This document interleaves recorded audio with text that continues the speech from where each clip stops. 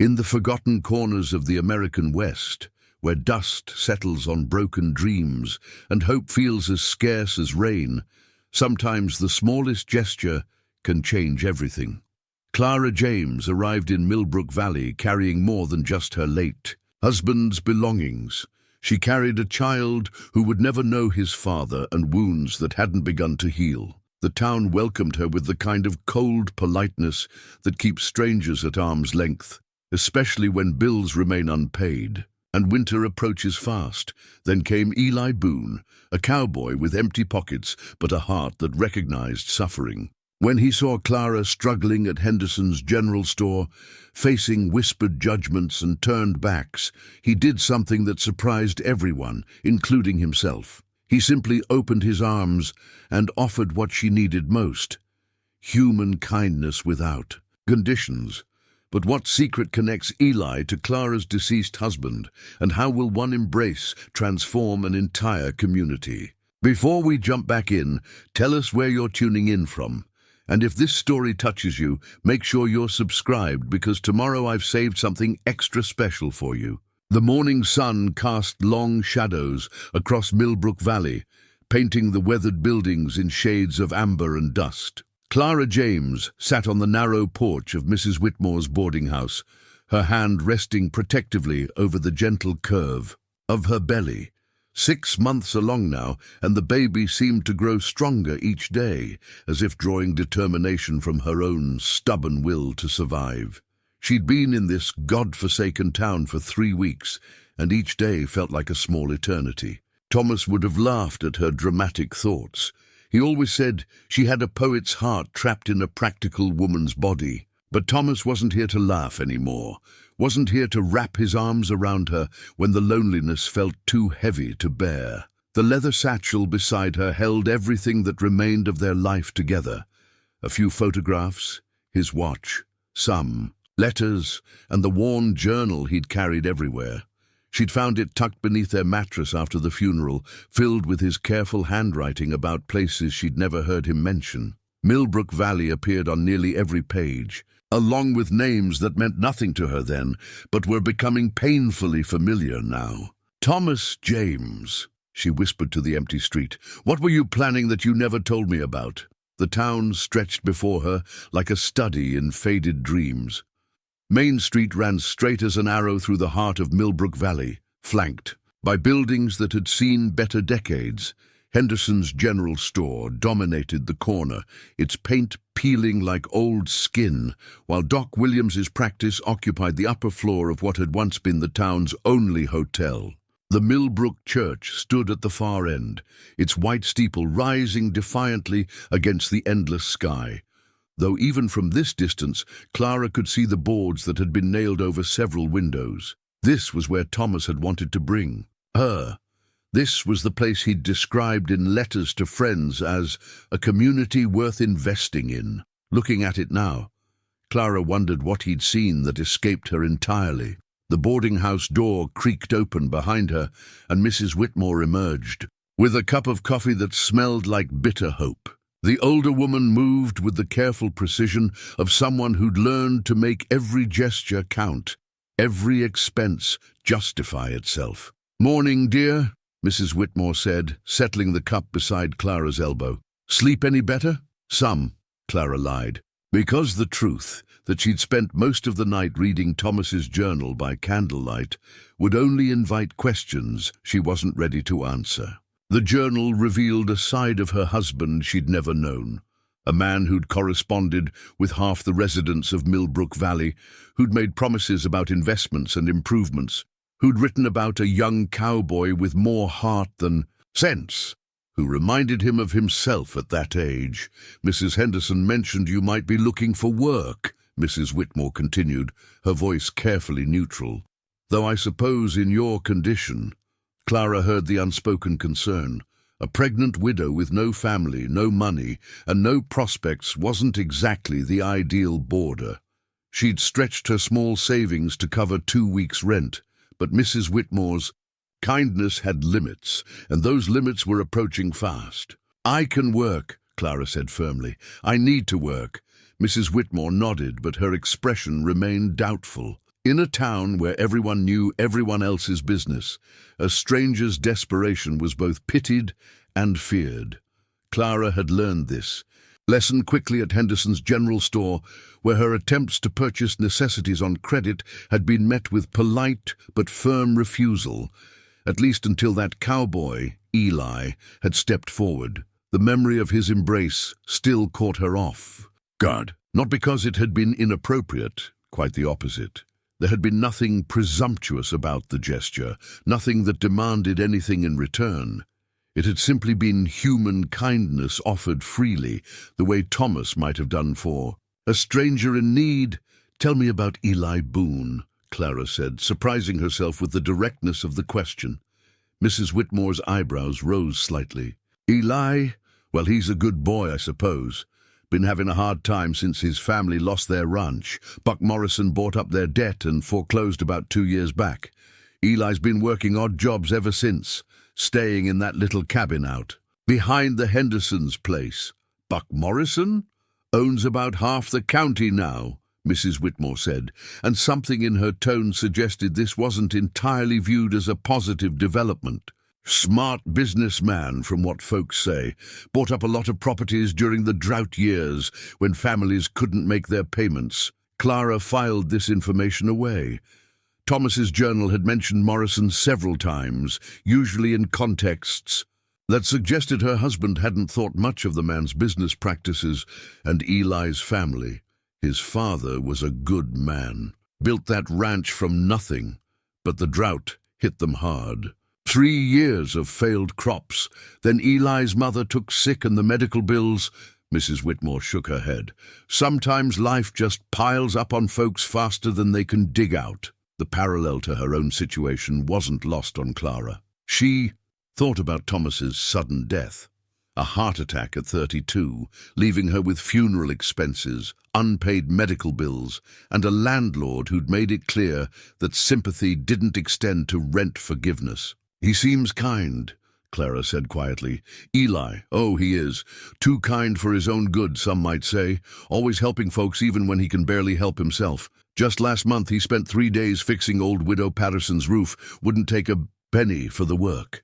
This matched the man who'd embraced a stranger in a general store, Clara thought, but it also raised questions about Thomas's journal entries. Her husband had written about Eli with the familiarity of friendship, had mentioned plans that involved giving the boy a real chance to prove himself. What had Thomas been planning, and why had he never mentioned any of it to her? The sound of hoofbeats on the dusty street drew their attention.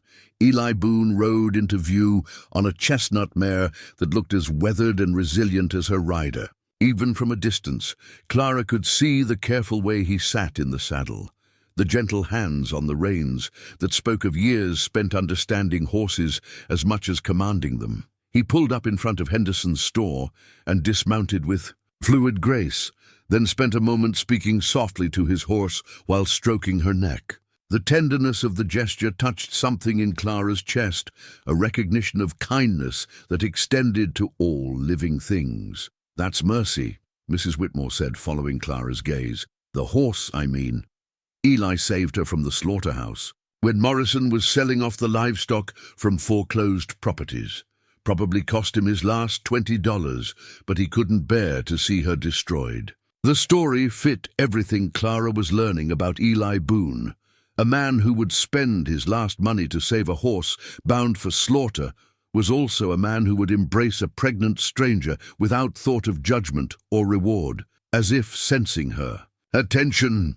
Eli looked up toward the boarding house. Even across the distance, Clara felt the warmth of his smile, the gentle acknowledgement that said he saw her not as an object of pity, but as a person deserving of recognition. He touched the brim of his hat in a small salute, and Clara found herself lifting her hand in response before she quite realized what she was doing. "He's taken a shine to you," Mrs. Whitmore observed, and Clara detected no disapproval in the comment, merely the neutral interest of someone who'd watched human nature play out for decades. "He was kind to me when others weren't," Clara replied. "I appreciate kindness. What she didn't say was that kindness had become so rare in her recent experience that Eli's simple gesture had felt like water in a desert. The months since Thomas's death had been a series of closed doors and polite rejections of people who offered condolences but little practical help. Even Thomas's family had made it clear that a pregnant widow was a burden they weren't prepared to share. The town's had a hard few years, Mrs. Whitmore said, as if reading Clara's thoughts. Drought, foreclosures, young folks leaving for opportunities elsewhere, makes people cautious about taking on new burdens, even when their hearts want to. Help, Clara understood. She'd grown up in a farming community herself, had seen how quickly generosity could become a luxury people couldn't afford. But understanding didn't make the isolation any easier to bear. Thomas wrote about this place, she said, opening the journal to a random page. He seemed to think it had potential. Mrs. Whitmore leaned over to glance at the neat handwriting. Your husband was here? I don't recall meeting anyone by that name. He planned to come, Clara corrected. After the baby was born, he wanted to bring us here to start fresh. He'd been corresponding with people, making arrangements. She flipped through several pages, showing the evidence of her husband's correspondence. He seemed particularly interested in helping someone named Eli with a business venture. The older woman's expression shifted to something Clara couldn't quite read. Thomas was planning to help Eli? According to this, yes. He'd set aside money for what he called an investment in good character. He seemed to think Eli had the potential to rebuild what his family had lost, given the right opportunity. Mrs. Whitmore was quiet for a long moment, watching as Eli emerged. From the general store, carrying supplies. That would explain some things, she murmured finally. What things?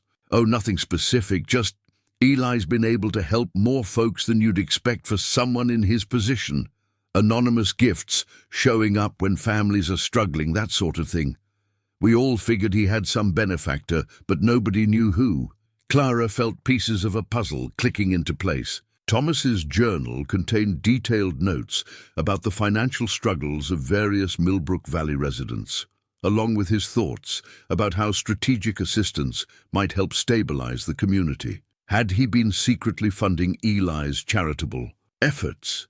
Mrs. Whitmore, Clara said carefully, if Thomas had left money specifically to help this community, would you know how to find out? The older woman studied Clara's face with shrewd eyes. That depends on what kind of arrangements he made. Legal documents would be filed with the county clerk, but private agreements, she shrugged. Those would be harder to trace. Clara made a mental note to visit the county clerk's office.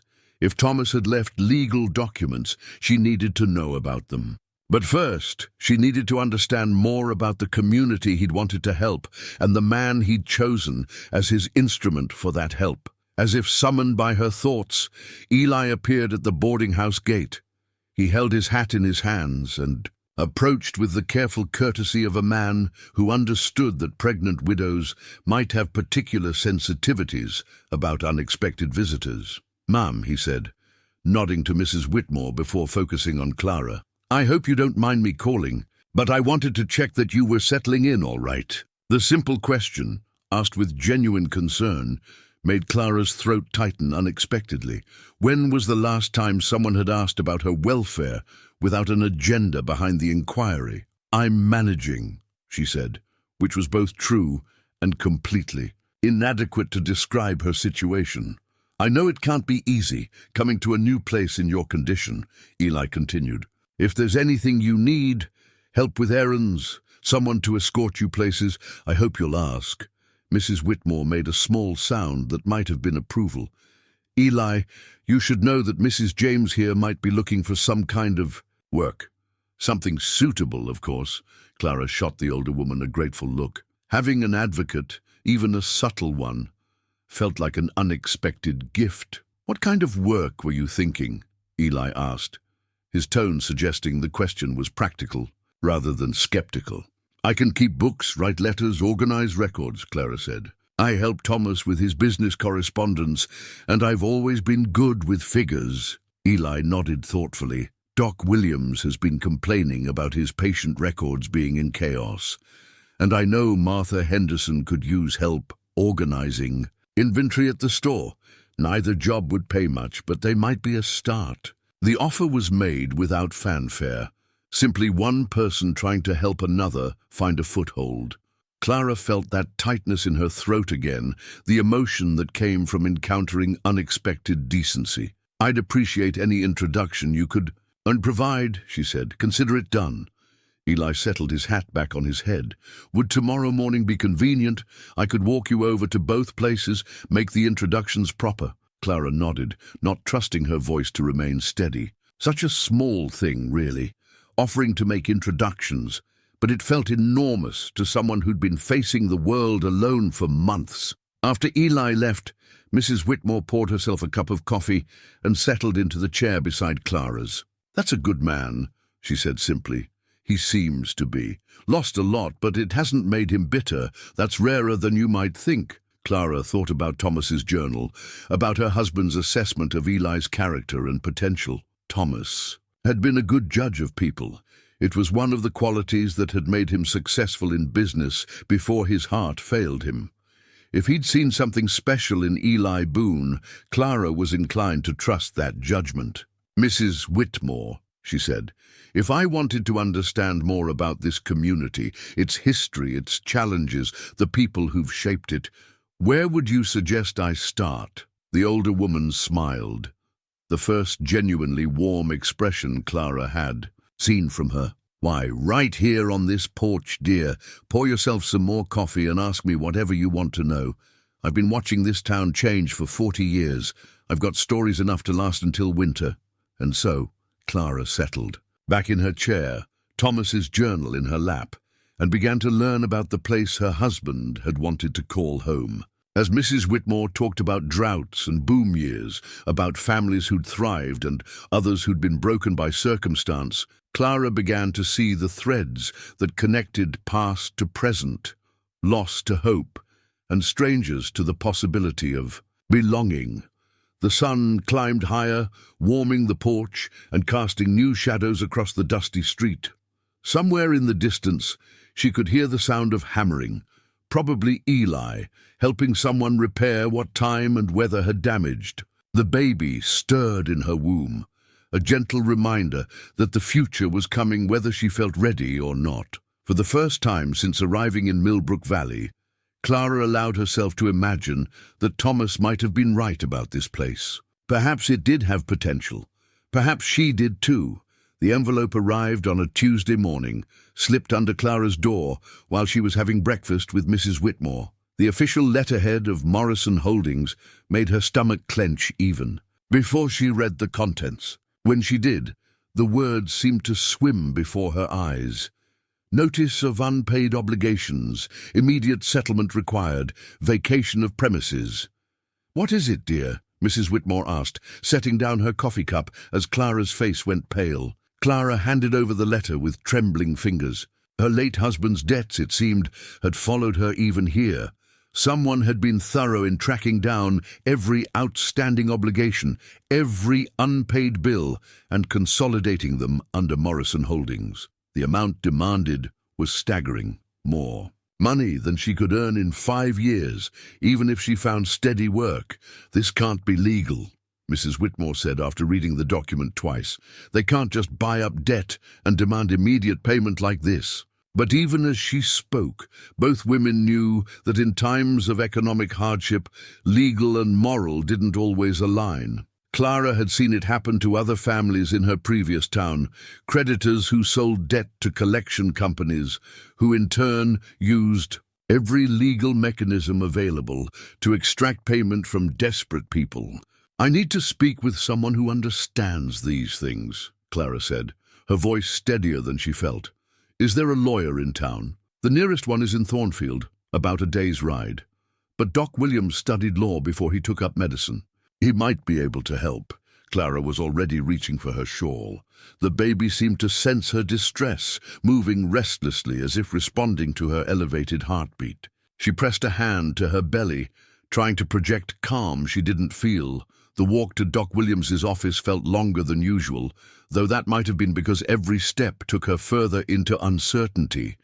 The morning sun that had seemed welcoming just hours earlier now felt harsh and unforgiving, highlighting every crack in the building facades, every piece of peeling paint that spoke of a community struggling to maintain itself. Doc Williams was a thin man in his 60s, with gentle hands and eyes that had seen too much suffering to be easily shocked. He read Morrison's letter carefully, adjusting his spectacles twice before setting it aside.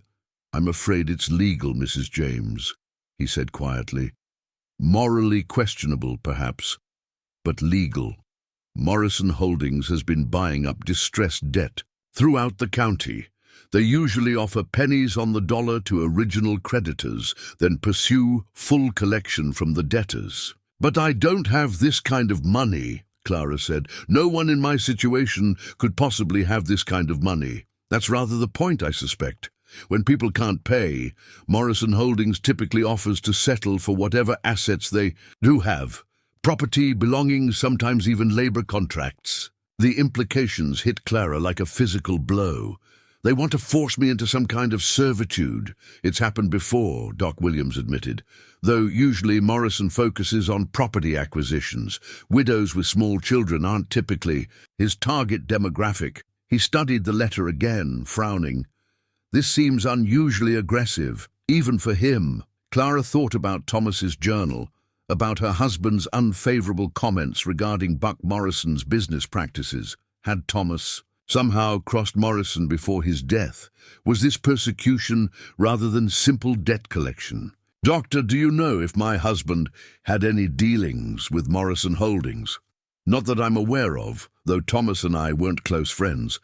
We corresponded some, and he seemed like a decent man with good intentions toward our community." "Docky." Williams paused. "Why do you ask?" Clara hesitated, then decided that secrecy wouldn't serve her well now. "Thomas kept a journal. He wrote about plans to help people here, particularly a young man named Eli Boone. He seemed to think Morrison was taking advantage of struggling families." The doctor's expression grew thoughtful. "Thomas was planning to help Eli. That's interesting. Eli's been managing to assist quite a few families lately, more than his own circumstances would suggest possible." "You think Thomas was already sending money?" "It would explain some things. Anonymous contributions have been appearing when families face foreclosure, just enough to keep them afloat. We assumed Eli had found a benefactor, but we never knew who." Clara felt pieces clicking together in her mind. If Thomas had been sending money to help Millbrook Valley families resist Morrison's foreclosure tactics, that would certainly explain why the man might hold a grudge against her late husband. "Mrs. James," Doc Williams said carefully, "I think you should know that you're not the only one who received disturbing correspondence today." Before Clara could ask what he meant, the door burst open and Martha Henderson rushed in, her usually composed demeanor completely shattered. She carried a similar official envelope, and her hands shook as she spoke. "Doctor, they're saying I have to pay 3 years of back taxes immediately or lose the store. But I've been paying taxes regularly. I have the receipts." "Let me see," Doc Williams said gently, taking the document from Martha's hands. As he read, his frown deepened. "This claims you've been delinquent on property taxes since 2018, but it's dated as if the demand was issued weeks ago." "That's impossible," Martha protested. "I pay my taxes through the county office every year." "Unless," Clara said slowly, "someone bought your tax debt from the county and is now calling it in." All three of them stared at each other as the implications became clear. This wasn't random debt collection.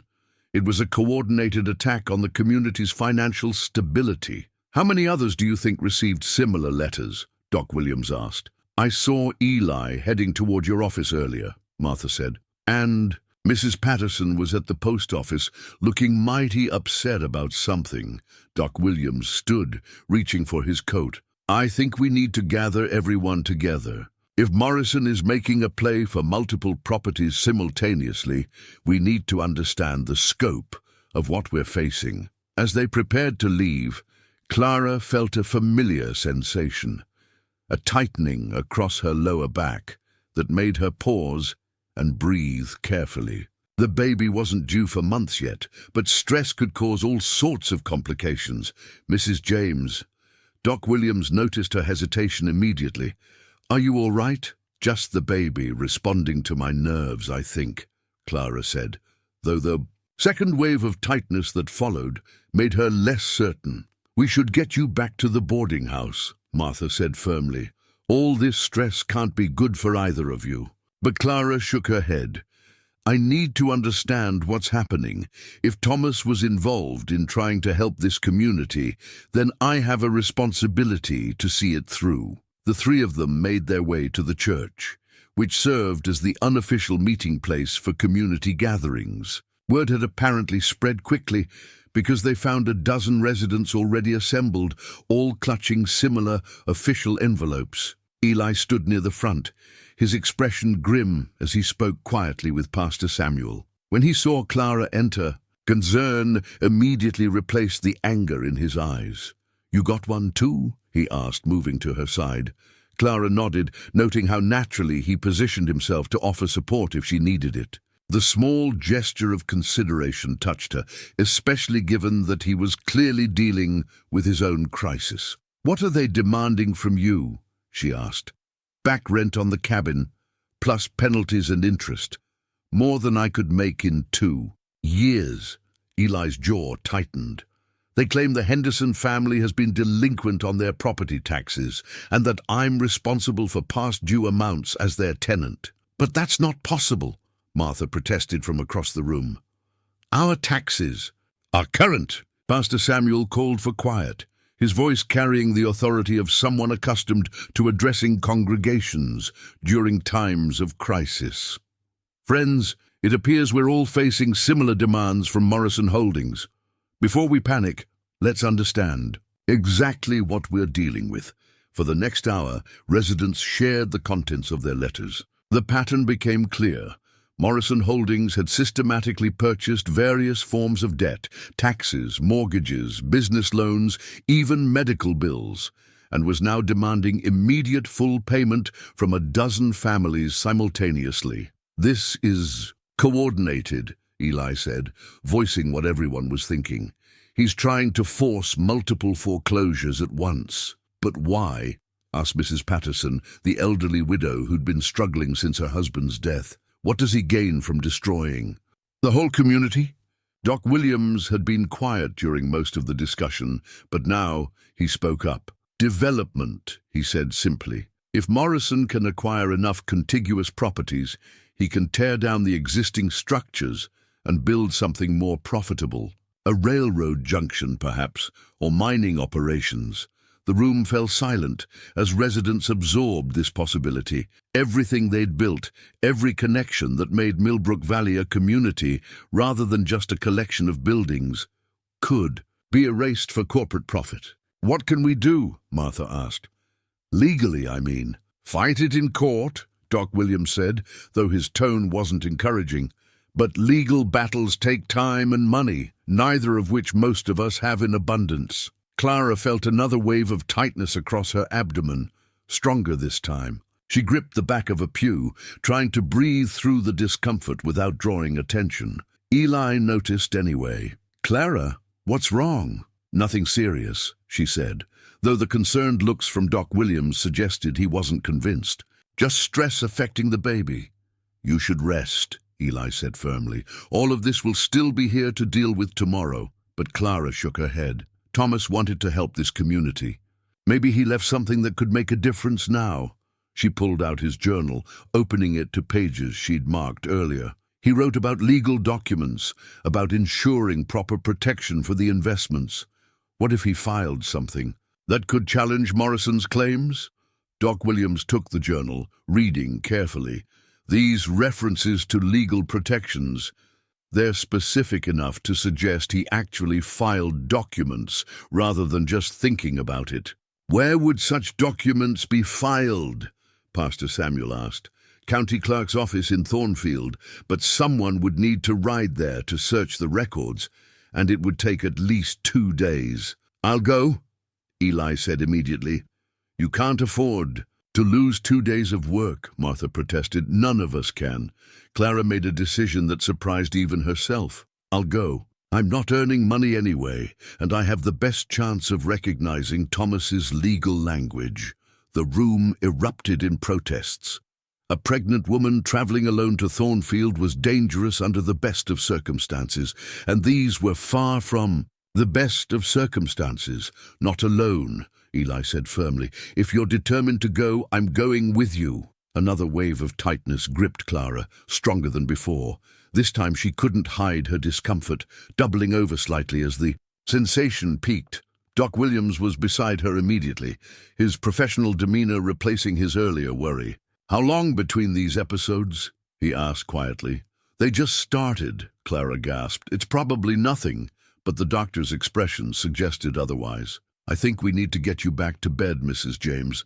This stress may be triggering. Early labor. The word sent a chill through the assembled residents. A premature birth in a frontier town with limited medical facilities could easily become a tragedy. I'll carry you, Eli said, already moving toward her. I can walk. Clara protested, but another contraction proved her wrong. This one was unmistakably labor-related, and the fear that flooded through her was unlike anything she'd experienced. Eli swept her into his arms with surprising gentleness, cradling her against his chest as if she were something precious and fragile. The warmth of his body and the steady strength of his arms made her feel safer than she had since Thomas's death, even as her own body seemed to be betraying her. Don't panic, Doc Williams said, gathering his medical bag. Early labor can sometimes be stopped if we catch it in time. As Eli carried her from the church, Clara caught glimpses of worried faces, hands reaching out to touch her arm or shoulder. In support, these people, who'd been strangers just weeks ago, were looking at her with genuine concern.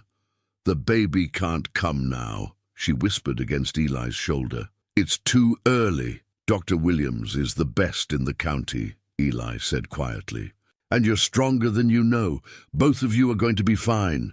Clara wanted to believe him, but as another contraction gripped her, she realized that everything, her future, the baby's future, the community's fight against Morrison, now hung in the balance of forces beyond anyone's control. The fight for Millbrook Valley would have to wait. Right now, the most important battle was happening inside her own body, and the stakes couldn't be higher.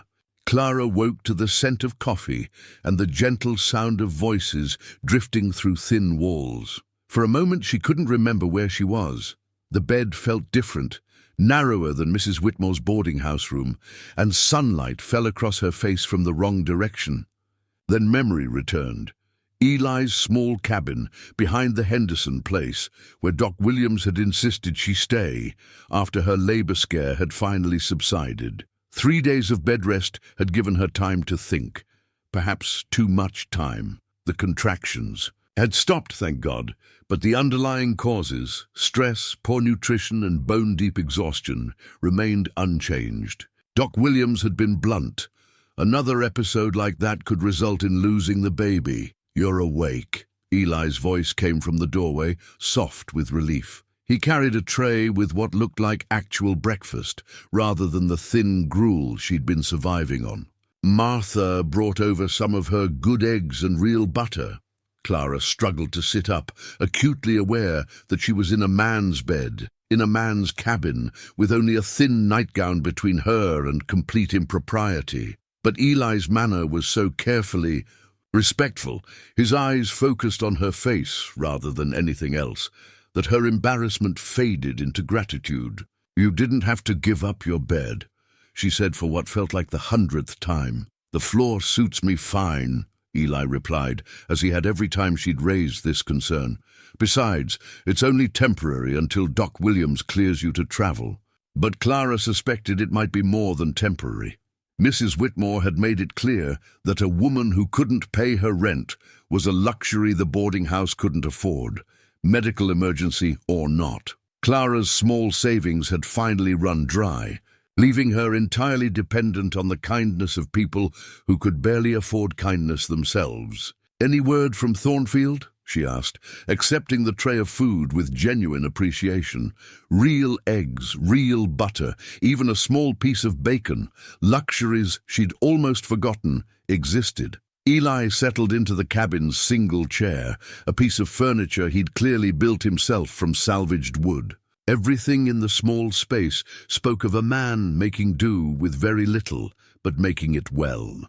The wooden cross hanging above the door was carved with intricate detail, and Clara had noticed that every tool and cooking implement had been maintained with careful precision. "Pastor Samuel rode out yesterday to check the county records," Eli said. "Should be back today or tomorrow." Clara nodded, though part of her wondered if they were chasing false hope. Thomas's journal contained many grand plans, but plans and legal documents were different things entirely.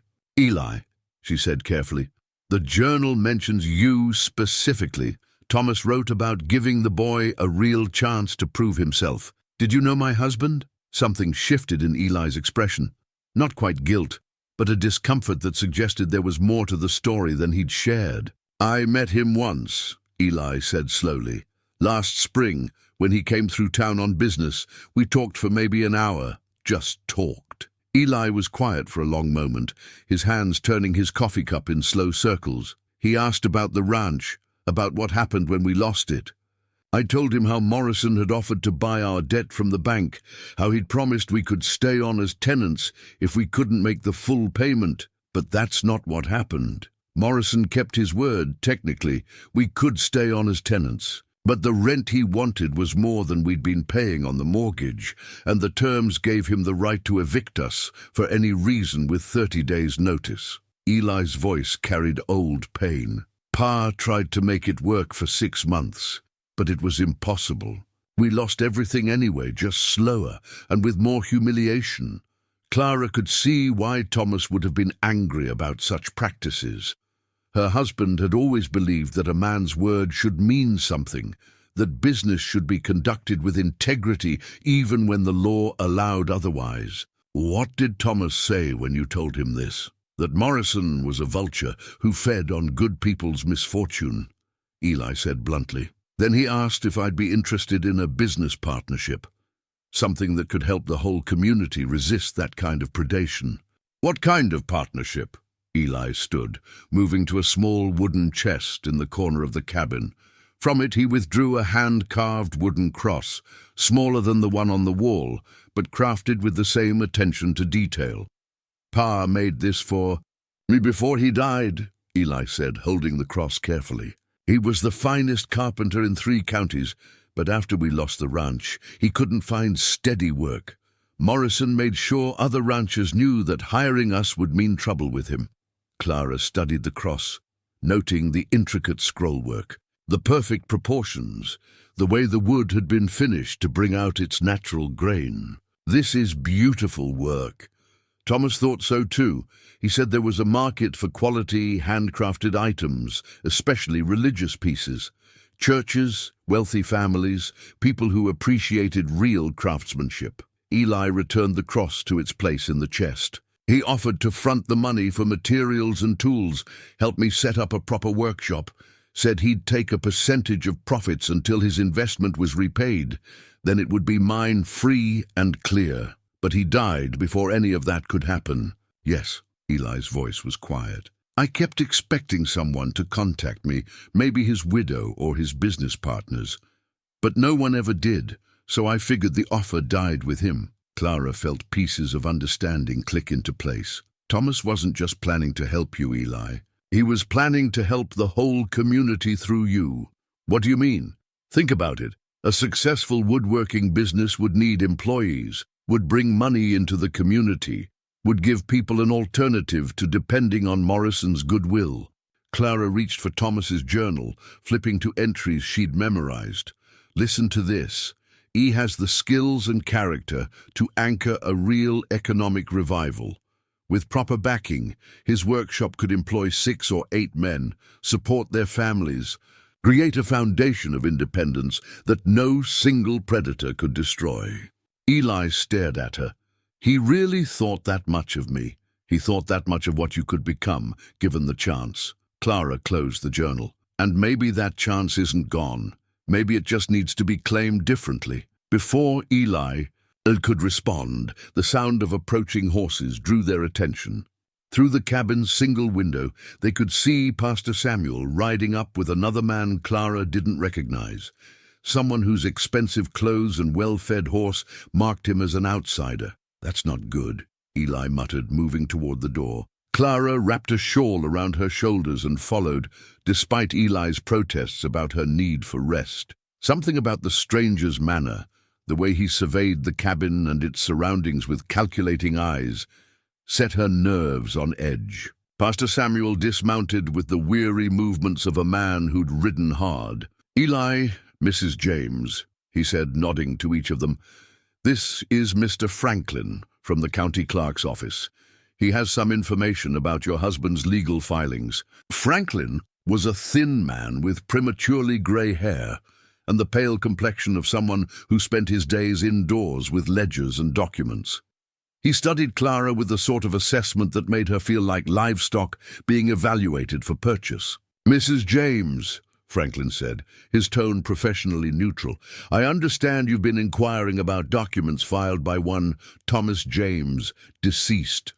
"That's correct. I found several relevant filings," Franklin continued, producing a leather portfolio. "Your husband was quite thorough in his legal preparations. Unfortunately, there are some complications." Clara's heart sank. In her experience, complications usually meant that help was available in theory, but impossible in practice. "What sort of complications?" Eli asked. Franklin opened his portfolio, revealing several official-looking documents. Mr. James established what he called a community development trust, with funds set aside specifically for business ventures that would benefit Millbrook Valley. The trust names one Eli Boone as the primary beneficiary for entrepreneurial funding. Clara felt a surge of hope. Thomas had followed through on his plans, had actually created legal protection for his investment in the community. However, Franklin continued, and Clara's hope faltered. "The trust requires specific conditions to be met before funds can be released." "What conditions?" Clara asked. "Marriage between the beneficiary and a member of the James family, with residence to be established in Millbrook Valley for a minimum of 5 years. Franklin's expression was completely neutral as he delivered this bombshell. Mr. James apparently felt that such an arrangement would ensure both personal and community stability. The silence that followed was so complete that Clara could hear her own heartbeat. She stared at the documents in Franklin's hands, trying to process what she'd just heard. Thomas had arranged for Eli's financial backing, but only if Eli married her. "That's—" Eli began, then stopped, apparently unable to find words. "Highly irregular," Franklin agreed, "but entirely legal. The trust is properly established, the funds are real, and the conditions are clearly stated." Clara's mind raced through the implications. Thomas had died before he could explain his reasoning, but she could guess at his logic. A widow with a child would need protection and support. A good man like Eli would need financial backing to build a future. A community under threat would need both economic development and stable families to survive. "How much money are we talking?" "About," Eli asked quietly, "sufficient to establish a substantial woodworking operation, purchase equipment and materials, and support a family during the first 2 years of business development," Franklin replied. "A considerable sum, especially by local standards." Clara looked at Eli, seeing her own confusion reflected in his face. Thomas had essentially arranged a marriage between them from beyond the grave, but for reasons that made sense if you understood his character and his concerns. "There's more," Franklin said. "The trust also contains provisions for legal defense against what it terms predatory debt collection practices. Mr. James apparently anticipated that his widow might face financial harassment and arranged for legal representation to be funded through the trust. This changed everything. With proper legal backing, they could fight Morrison's foreclosure attempts. With the woodworking business, they could create economic stability for the entire community. But only if Clara and Eli entered into a marriage that would be more business arrangement than love match. "How long do we have to decide?" Clara asked. "The trust must be claimed within 6 months of Mr. James's death," Franklin said, consulting his documents. "That gives you approximately 2 months." After Franklin left with Pastor Samuel, Clara and Eli sat in the cabin's small main room, neither quite able to look at the other. The practical benefits of accepting Thomas's arrangement were obvious, but the personal complications felt overwhelming. "Clara," Eli said finally, "I want you to know that I would never pressure you about this. Whatever you decide, I'll respect it completely." "I know," Clara said softly.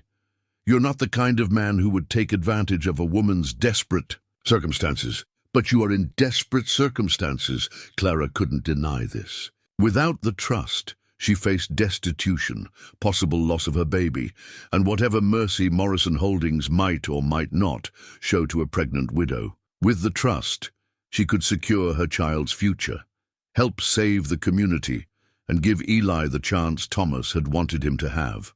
"It wouldn't be a real marriage," she said carefully. "Not at first, anyway. More like a business partnership with legal benefits." Eli nodded. "I understand. And I want you to know that I'd never expect, that is, you'd have complete privacy and independence within the arrangement." Clara appreciated his careful courtesy, but it also made her sad. Here was a good man offering to sacrifice his own romantic future to solve her practical problems. Thomas had chosen well in identifying Eli's character, but was it fair to ask him to accept a loveless marriage as the price of his dreams? "Eli," she said, "what do you want? Not what would help me, not what would help the community, but what do you actually want for your own life?" Eli was quiet for a long time, staring at his hands. "I want to build something that lasts," he said finally. "I want to create work that matters, help people I care about, maybe have a family someday. Your husband saw a way I could do all of that. But marrying me wasn't part of your plans." "No," Eli admitted, "but plans change, and if I'm honest, Clara, I can't think of anyone I'd rather build a life with, even if it started as a business arrangement." The simple honesty of his words touched something deep in Clara's chest. Not love, not yet, but recognition of something that could become love given time and nurturing. Thomas always said that the best marriages were partnerships first, and romance second, she said. Maybe he understood something about both of us that we don't understand about ourselves yet. Outside, the afternoon sun was beginning to set, casting long shadows across the dusty yard. Soon they would need to make a decision that would change both their lives forever. But for now, Clara was content to sit in the growing dusk with a good man who offered protection without conditions, opportunity without expectations, and the possibility that two lonely people might find something better than mere survival in their arrangement. The baby stirred in her womb as if responding to her calmer emotional state. Perhaps Thomas had been wiser than she'd realized.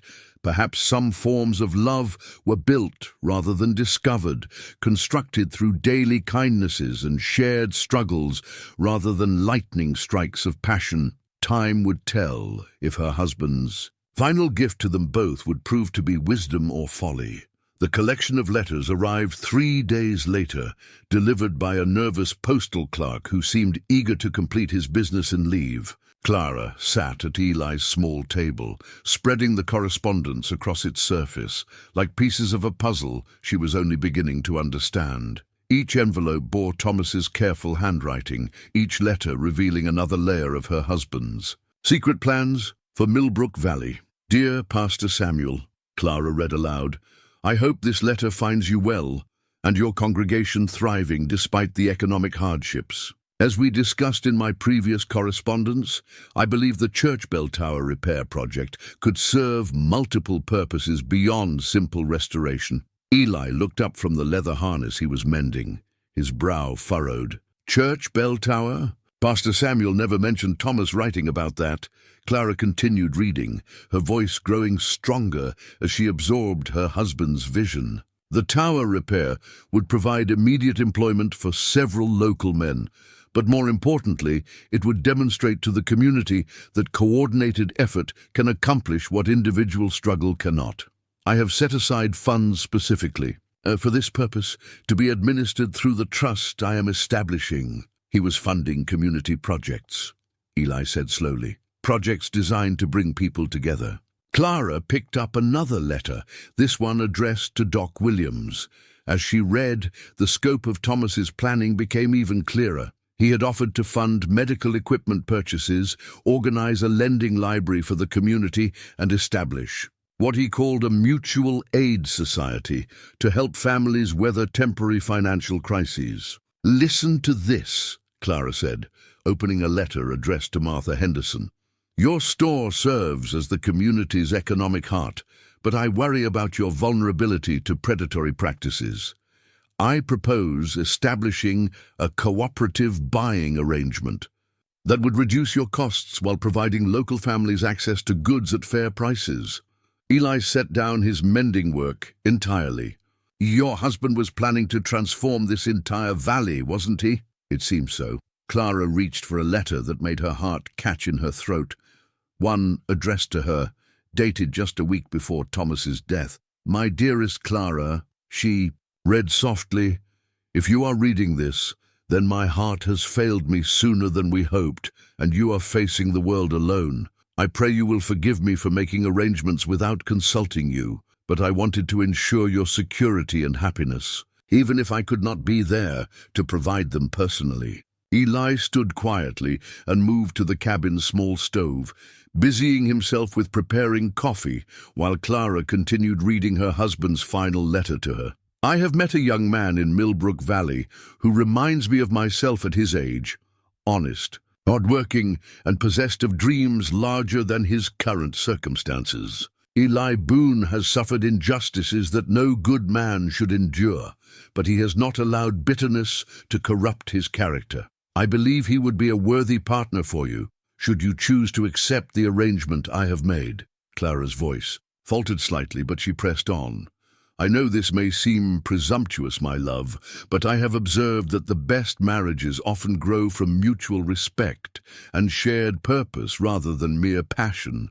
You and Eli both have generous hearts and practical minds. Together, you could build something beautiful." The letter went on to explain the trust's provisions in more detail, including specific instructions for establishing the woodworking business and guidelines for community development projects. Thomas had thought of everything: startup costs, equipment needs, market research, even potential customers who had expressed interest in quality handcrafted items. "He spent months planning this," Clara said, setting the letter aside. "He researched markets, identified opportunities, created legal protections. This wasn't a whim. It was a comprehensive strategy for community survival." Eli returned with 2 cups of coffee, his expression thoughtful. "It explains some things that puzzled me about our conversation." He asked very specific questions about Morrison's business practices, about which families were struggling most, about what kinds of skills people had that weren't being utilized. Clara picked up another letter, this one addressed jointly to Eli and herself. "My dear friends," she read, "by the time you read this you will have learned about the arrangement I have made. I hope you will understand that I acted not from presumption but from love for my wife, respect for Eli's character, and hope for Millbrook Valley's future."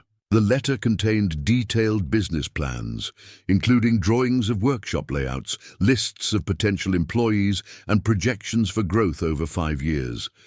Thomas had even identified specific pieces of land that could be purchased for the workshop, along with terms he had already negotiated with the current owners. "He bought the old Morrison Ranch," Clara said, reading with amazement. "The original Morrison Ranch, the one Buck's grandfather lost during the Depression. Thomas somehow tracked down the current owners and purchased it specifically for the woodworking operation. Eli nearly dropped his coffee cup. The original Morrison place? But that's the best land in the valley. Water rights, timber access, everything. According to this, Buck Morrison has been trying to buy it back for years, but the owners refused to sell to him. They were willing to sell to Thomas because he promised to use it for community benefit rather than personal profit. The implications were staggering. Not only had Thomas provided the means for economic independence, he had also secured the strategic advantage of controlling land that Morrison desperately wanted. "There's more," Clara said, unfolding what appeared to be a map. He identified 3 other properties that could serve as affordable housing for workshop employees, and he arranged financing for their purchase as well. Eli studied the map, tracing property lines with his finger. This would create a complete community: work, housing, shared resources. People wouldn't have to depend on Morrison's goodwill for anything. Clara felt a surge of pride in her husband's vision, mixed with grief that he wouldn't be there to see it realized. Thomas had always been a planner, but this exceeded anything she had imagined him capable of. He had essentially designed a blueprint for economic independence and community resilience. "Clara," Eli said carefully, "if we accept the trust and follow through with this plan, we wouldn't just be helping ourselves. We'd be completing your husband's dream for this entire valley." "I know." Clara looked around the small cabin, trying to imagine it as the temporary headquarters for such an ambitious undertaking. "It's overwhelming, but it's also exactly the kind of project Thomas would have thrown himself into completely." A knock at the door interrupted their conversation. Eli opened it to find Martha Henderson, her expression a mixture of excitement and concern. "I hope I'm not intruding," Martha said, "but I heard that Franklin delivered Thomas's papers. Pastor Samuel thought you might want to know that word is spreading through the community." "What kind of word?" Clara asked. Martha stepped inside, accepting Eli's offer of coffee. "Hope, mostly. People are talking about the possibility of real jobs, of not having to watch their children leave for opportunities elsewhere. But there's worry too." "What kind of worry?" "Buck Morrison has been asking questions around town. Someone told him about Franklin's visit, and he's not pleased about the possibility of competition for local labor." Martha settled into the cabin's 3rd chair, a rickety piece that Eli had salvaged from somewhere. "He's been making pointed comments about how business partnerships can be dangerous for people who don't understand all the legal complications." Clara felt a chill that had nothing to do with the evening air. "Is that a threat?" "With Morrison, it's hard to tell the difference between friendly advice and veiled intimidation," Martha replied. "But I thought you should know that he's paying attention to what you're planning." Eli's expression had hardened during Martha's report. "Let him pay attention. We're not doing anything illegal or secretive." "No, but you're doing something that threatens his control over local economics," Martha pointed out. "Morrison's power comes from being the only game in town for employment and credit. A successful independent business would change that dynamic." Clara thought about the foreclosure letters, about Morrison's systematic assault on community stability. A man willing to destroy families for profit would certainly not hesitate to interfere with plans that threatened his dominance. "Martha," Clara said, "do you think the community would support this workshop idea, even if it means opposing Morrison directly?" The older woman considered the question carefully. 6 months ago, I would have said no. People were too scared, too beaten, down by the drought and the foreclosures. But something has changed recently. "What's changed?" "You have," Martha said simply. "And Eli, the way you two have been helping people, the way you stood up to Morrison's debt collectors even when you were facing your own crisis. People are starting to remember that they don't have to accept whatever Morrison decides to do to them." Clara looked at Eli, seeing her own thoughts reflected in his expression. They had reached a decision point. They could accept the trust, embrace Thomas's vision, and risk Morrison's retaliation. Or they could find some safer, smaller way to use the money that wouldn't threaten the existing power structure. "There's something else you should know," Martha continued. Doc Williams examined Morrison's debt collection letters more carefully. He thinks there are irregularities in the paperwork, dates that don't match, claims for debts that may have already been satisfied. What does that mean? Eli asked. It means Morrison may be using fraudulent documents to force foreclosures. If we could prove that, we could not only stop the current crisis, but potentially recover damages for families who have already lost their homes. Clara felt pieces clicking together in her mind. Thomas's trust included provisions for legal defense against predatory practices. What if those provisions were meant to fund a comprehensive challenge to Morrison's entire operation? Martha, Clara said slowly, how many families do you think Morrison has cheated over the past few years? Dozens, maybe more. He's been the primary buyer of distressed properties throughout the county. Clara reached for Thomas's letters, looking for references to legal strategy. She found what she was looking for in a letter addressed to a lawyer in the territorial capital. Thomas was already building a case, she said, reading quickly. He hired investigators, gathered evidence, prepared documentation. He wasn't just planning to help Millbrook Valley, he was planning to destroy Morrison's entire fraudulent operation. The silence that followed was heavy with implication. Thomas hadn't just left them money and a business plan. He had left them the weapons needed to fight back against systematic exploitation. The question is, Eli said quietly, are we brave enough to use them? Clara thought about her unborn child, about the community that had embraced her despite her outsider status, about the dreams Thomas had died before he could see realized. Fear and hope warred in her chest, but when she looked at Eli's steady presence and Martha's determined expression, hope won. Yes, she said firmly, we are. Outside, the evening shadows were lengthening, but inside the small cabin, 3 people began planning what would either be Millbrook Valley's salvation or its final destruction. Either way, Clara thought, Thomas would have been proud of their courage. The baby stirred in her womb, and Clara chose to interpret the movement as approval from the next generation, the one that would inherit whatever world they managed to build. The old windmill stood like a broken sentinel against the morning sky, its weathered blades hanging motionless in the still air. Clara approached it slowly, one hand pressed to her lower back, where the baby's weight had begun to make itself known in earnest. At 7 months along, every step required consideration, but she had insisted on coming to see the project that had become the symbol of their resistance. Eli worked on the windmill's mechanism with the focused intensity she'd come to recognize as his way of channeling worry into productive action. 2 other men from the community, James Patterson and young Samuel Miller, assisted him, their voices carrying across the valley as they discussed angles and measurements. "Hand me that wrench, Sam," Eli called, his shirt already soaked with sweat despite the early hour, the one with the bent handle. Clara watched the easy camaraderie between the 3 men, noting how naturally Eli had assumed leadership of the repair project.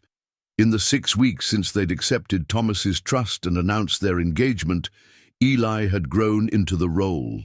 Thomas had envisioned for him, not just a craftsman, but a man others looked to for guidance and hope. "Mrs. James," James Patterson called out, spotting her approach. "Come to inspect our progress?" "Come to marvel at it," Clara replied, shading her eyes to examine the windmill's restored framework. What had been a collection of broken boards and rusted metal, just weeks ago now showed the clean lines of renewed purpose. "It looks almost ready to turn.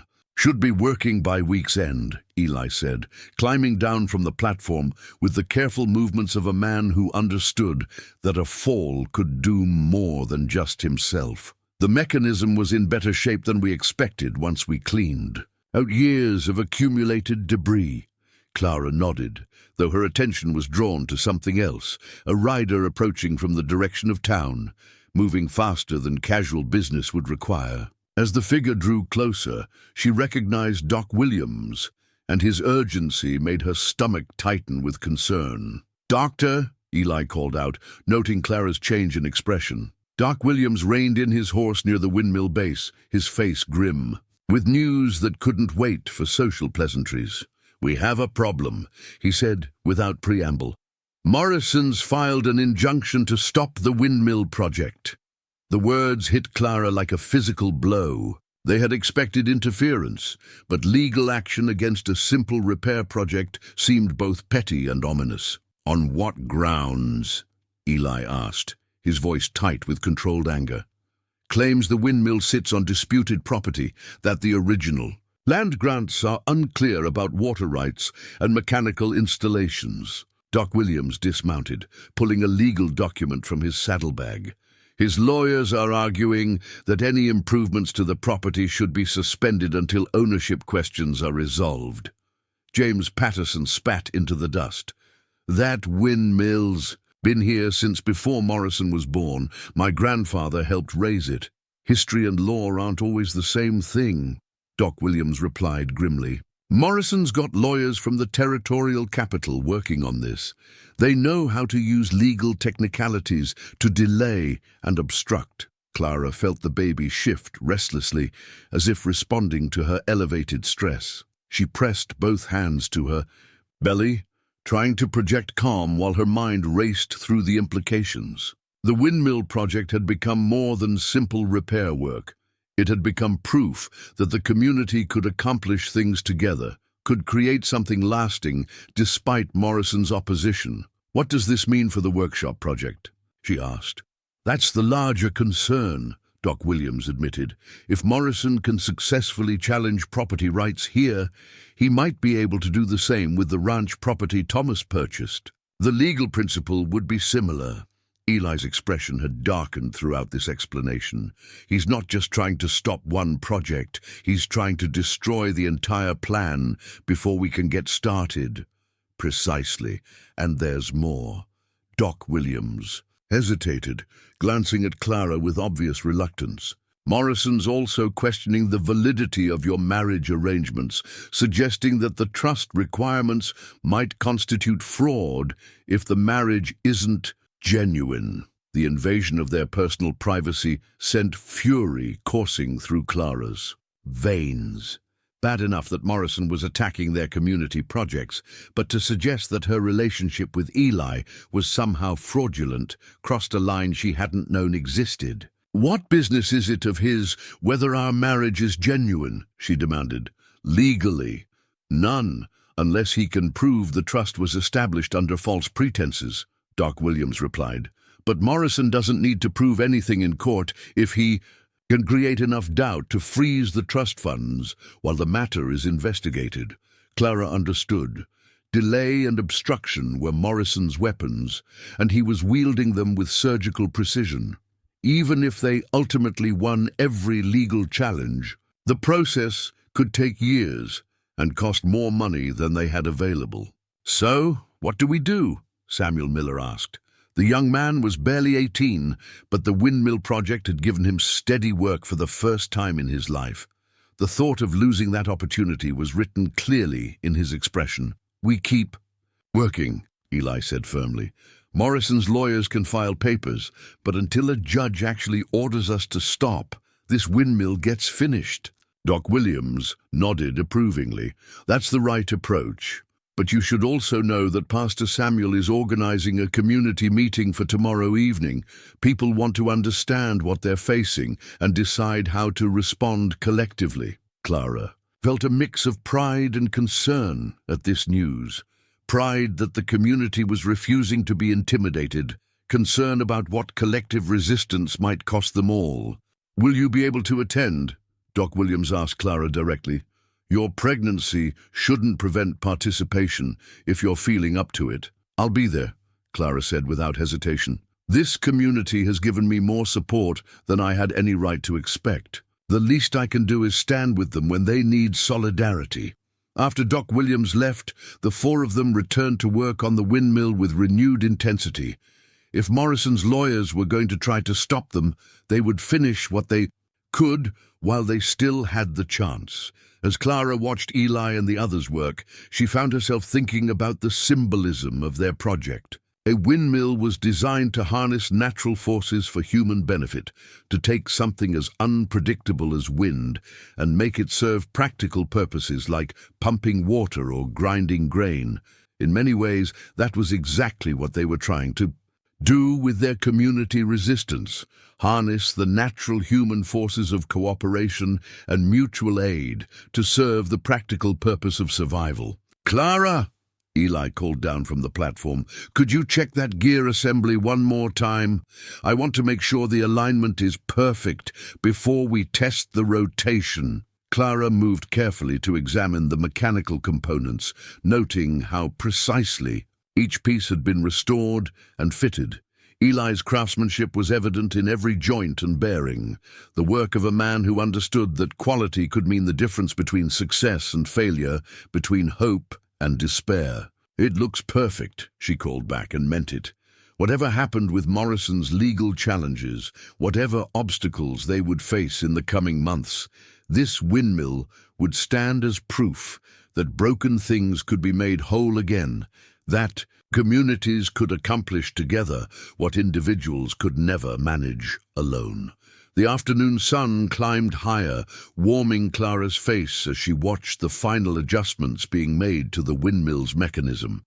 Tomorrow night, they would meet with their neighbors to discuss strategies and contingencies. But today, they were simply people working together to repair something that had been broken, to restore something that had once served their community well. When Eli finally climbed down from the platform and stood beside her, Clara felt a profound sense of rightness about their course. Thomas had been wise to see the potential in this place, in these people, in the partnership he had arranged between her and Eli.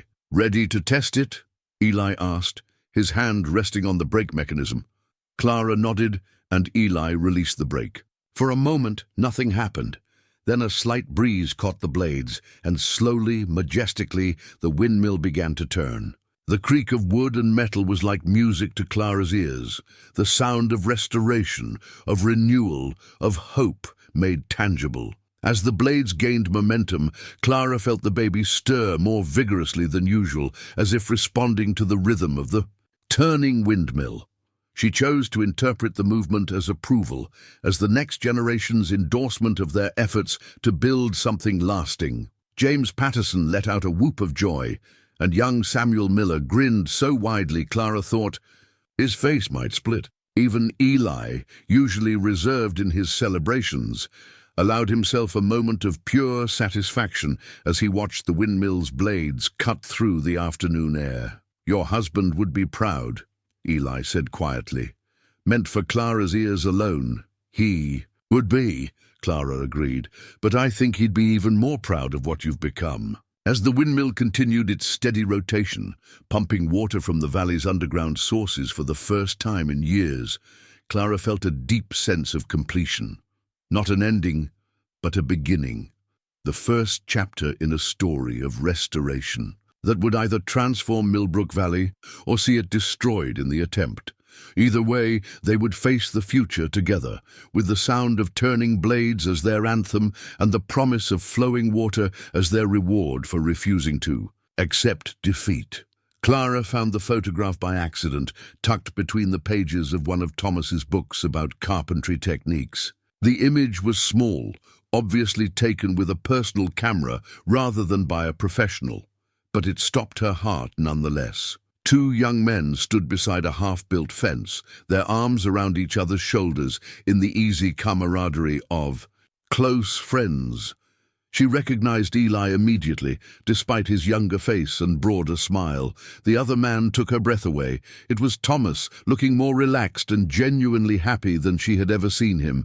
She was sitting in the main room of what would soon be their new home, the foreman's house on the original Morrison ranch that Thomas had purchased. Eli had spent the past week making it habitable, replacing broken windows and patching the roof, while Clara sorted through Thomas's papers and planned the layout for their expanded living space. They would be married in 3 days, a simple ceremony, in Pastor Samuel's restored church. But first, Clara needed to understand the depths of connection between her late husband and her intended. "Eli!" she called, her voice carrying through the house's thin walls. He appeared in the doorway within moments, wiping sawdust from his hands with a rag that had seen better decades. His expression shifted immediately when he saw what she held. "Where did you find that?" he asked quietly. "In Thomas's carpentry book. He kept it as a bookmark, apparently." Clara studied his face, noting the way his eyes avoided hers. "You told me you only met him once." Eli was silent for a long moment, then moved to the window that overlooked the valley where the windmill's blades caught the afternoon light. "That's not entirely true," he admitted. Clara waited, sensing that pressure would only drive him deeper into silence. The baby shifted restlessly in her womb, responding to her elevated tension, and she placed a calming hand over her belly. "Thomas came through Millbrook Valley 3 times over the past 2 years, Eli said finally. "The first time was just business, surveying properties, talking to people about land values and community needs. But the second time," he paused, struggling with words. "The second time he came looking for me specifically. Why? Because of what happened to my family." Eli turned from the window, his expression heavy with old pain. Thomas had been investigating Morrison's business practices, documenting cases where families lost their property under questionable circumstances. "He wanted to hear our story directly," Clara felt pieces of understanding click into place. "He was building a legal case even then." "Yes, but it was more than that. After I told him about Pa's death, about how the stress of losing the ranch had literally killed him, Thomas," Eli's voice broke slightly. "Thomas said he reminded him of himself at my age, said he understood what it meant to lose everything through no fault of your own." The photograph took on new meaning in Clara's hands. Not just documentation of friendship, but evidence of the bond between 2 men who had suffered similar losses and found understanding in each other. "Thomas lost his family's farm when he was young," Clara said softly. "His father died of pneumonia the winter after they were forced to sell. That's why Thomas was so determined to build his own business, to never be vulnerable to other people's decisions again. He told me," Eli said. "That's when we became real friends instead of just acquaintances. We worked together that whole day fixing Mrs. Patterson's fence, and he talked about his father, about the guilt he still carried." Clara understood why Thomas had never mentioned these visits to her. Her husband had always been private about his deepest feelings, especially regarding his father's death. That he had shared such personal history with Eli suggested a level of trust and connection that went far beyond business arrangements. "The 3rd visit," she said. "When was that?" Eli's expression grew even more pained. 2 weeks before he died. He came to tell me about the trust he was establishing, about his plans for the community, and—" Eli paused, clearly struggling with something difficult. "And to tell me he was worried about his heart." The words hit Clara like a physical blow. He knew. He'd been having chest pains, shortness of breath. Doc Williams had warned him to reduce his stress and activity levels, but Thomas was determined to finish setting up the legal protections before— Eli couldn't complete the sentence. Clara felt tears threatening, a mixture of grief for Thomas's prescience about his own mortality and anger that he had shouldered such burdens alone. "Why didn't he tell me?" "Because he didn't want you to worry, especially with the baby coming. He said his job was to protect you from having to make impossible choices." Eli moved closer, his voice gentle. "He died trying to secure our future. Clara, both yours and mine, and this whole community's." The weight of this revelation settled over Clara like a heavy blanket. Thomas had literally worked himself to death, ensuring their security, had pushed his failing heart past its limits to establish the trust and purchase the properties that would guarantee their independence. "There's something else," Eli said quietly. "Something I should have told you weeks ago." Clara braced herself for another revelation. "The day Thomas died, he was supposed to meet me here at this ranch. He wanted to show me the workshop plans, discuss the timeline for starting construction." Eli's voice dropped to barely above a whisper. He collapsed at the county clerk's office while filing the final trust documents. If he'd come here first, if I'd been with him, you think you could have saved him. I think I could have gotten him to Doc Williams faster. Maybe that would have made a difference. Clara studied Eli's face, seeing the guilt that had been eating at him for months. No wonder he had been so determined to help her, so committed to honoring Thomas's wishes. He wasn't just fulfilling a business arrangement. He was trying to atone for a death he blamed himself for causing. Eli, she said firmly, Thomas's heart was going to fail whether you were there or not. Doc Williams told me the damage was too extensive. It was a miracle he lived as long as he did after the first attack. But if I'd been there, if you'd been there, you would have watched a good man die. And then you would have carried even more guilt than you do now. Clara stood carefully, the photograph still in her hand. Thomas made his own choices. He chose to push himself because he believed our future was worth the risk. Don't diminish his sacrifice by taking responsibility for it. Eli was quiet for a long moment, absorbing her words. I loved him like a brother, he said finally. Not just respected him or was grateful to him, I genuinely loved him. When he died, I lost the best friend I'd ever had. Clara felt something shift in her understanding of their situation. Eli wasn't just marrying her to fulfill Thomas's wishes or secure the trust money. He was marrying her because Thomas had been family to him, and she was Thomas's widow. In a way, their marriage would keep Thomas's memory alive, would maintain the connection between the three of them, even though death had severed the physical bond. Show me, she said suddenly. Show you what? Show me where you and Thomas worked. Together. I want to see what he saw, understand what drew him to this place. Eli nodded, offering his arm for support as they walked outside into the late afternoon sun. He led her to a section of fence that bordered the ranch's main pasture, where newer posts stood out against the weathered originals. This is where we talked about his father, Eli said, running his hand along a post that still showed the marks of careful craftsmanship. He said that losing the farm had taught him that security came from building something so valuable that others would want to preserve it rather than destroy it. Clara could see Thomas in the precision of the fence construction, in the way each post had been set with mathematical exactness, but she could also see Eli's influence, small touches of artistry that elevated practical construction into something approaching beauty. You made him a better craftsman, she observed. He made me a better man, Eli replied. Taught me that individual success meant nothing if the community around you was failing. As they walked the fence line, Eli pointed out other improvements that he and Thomas had made together.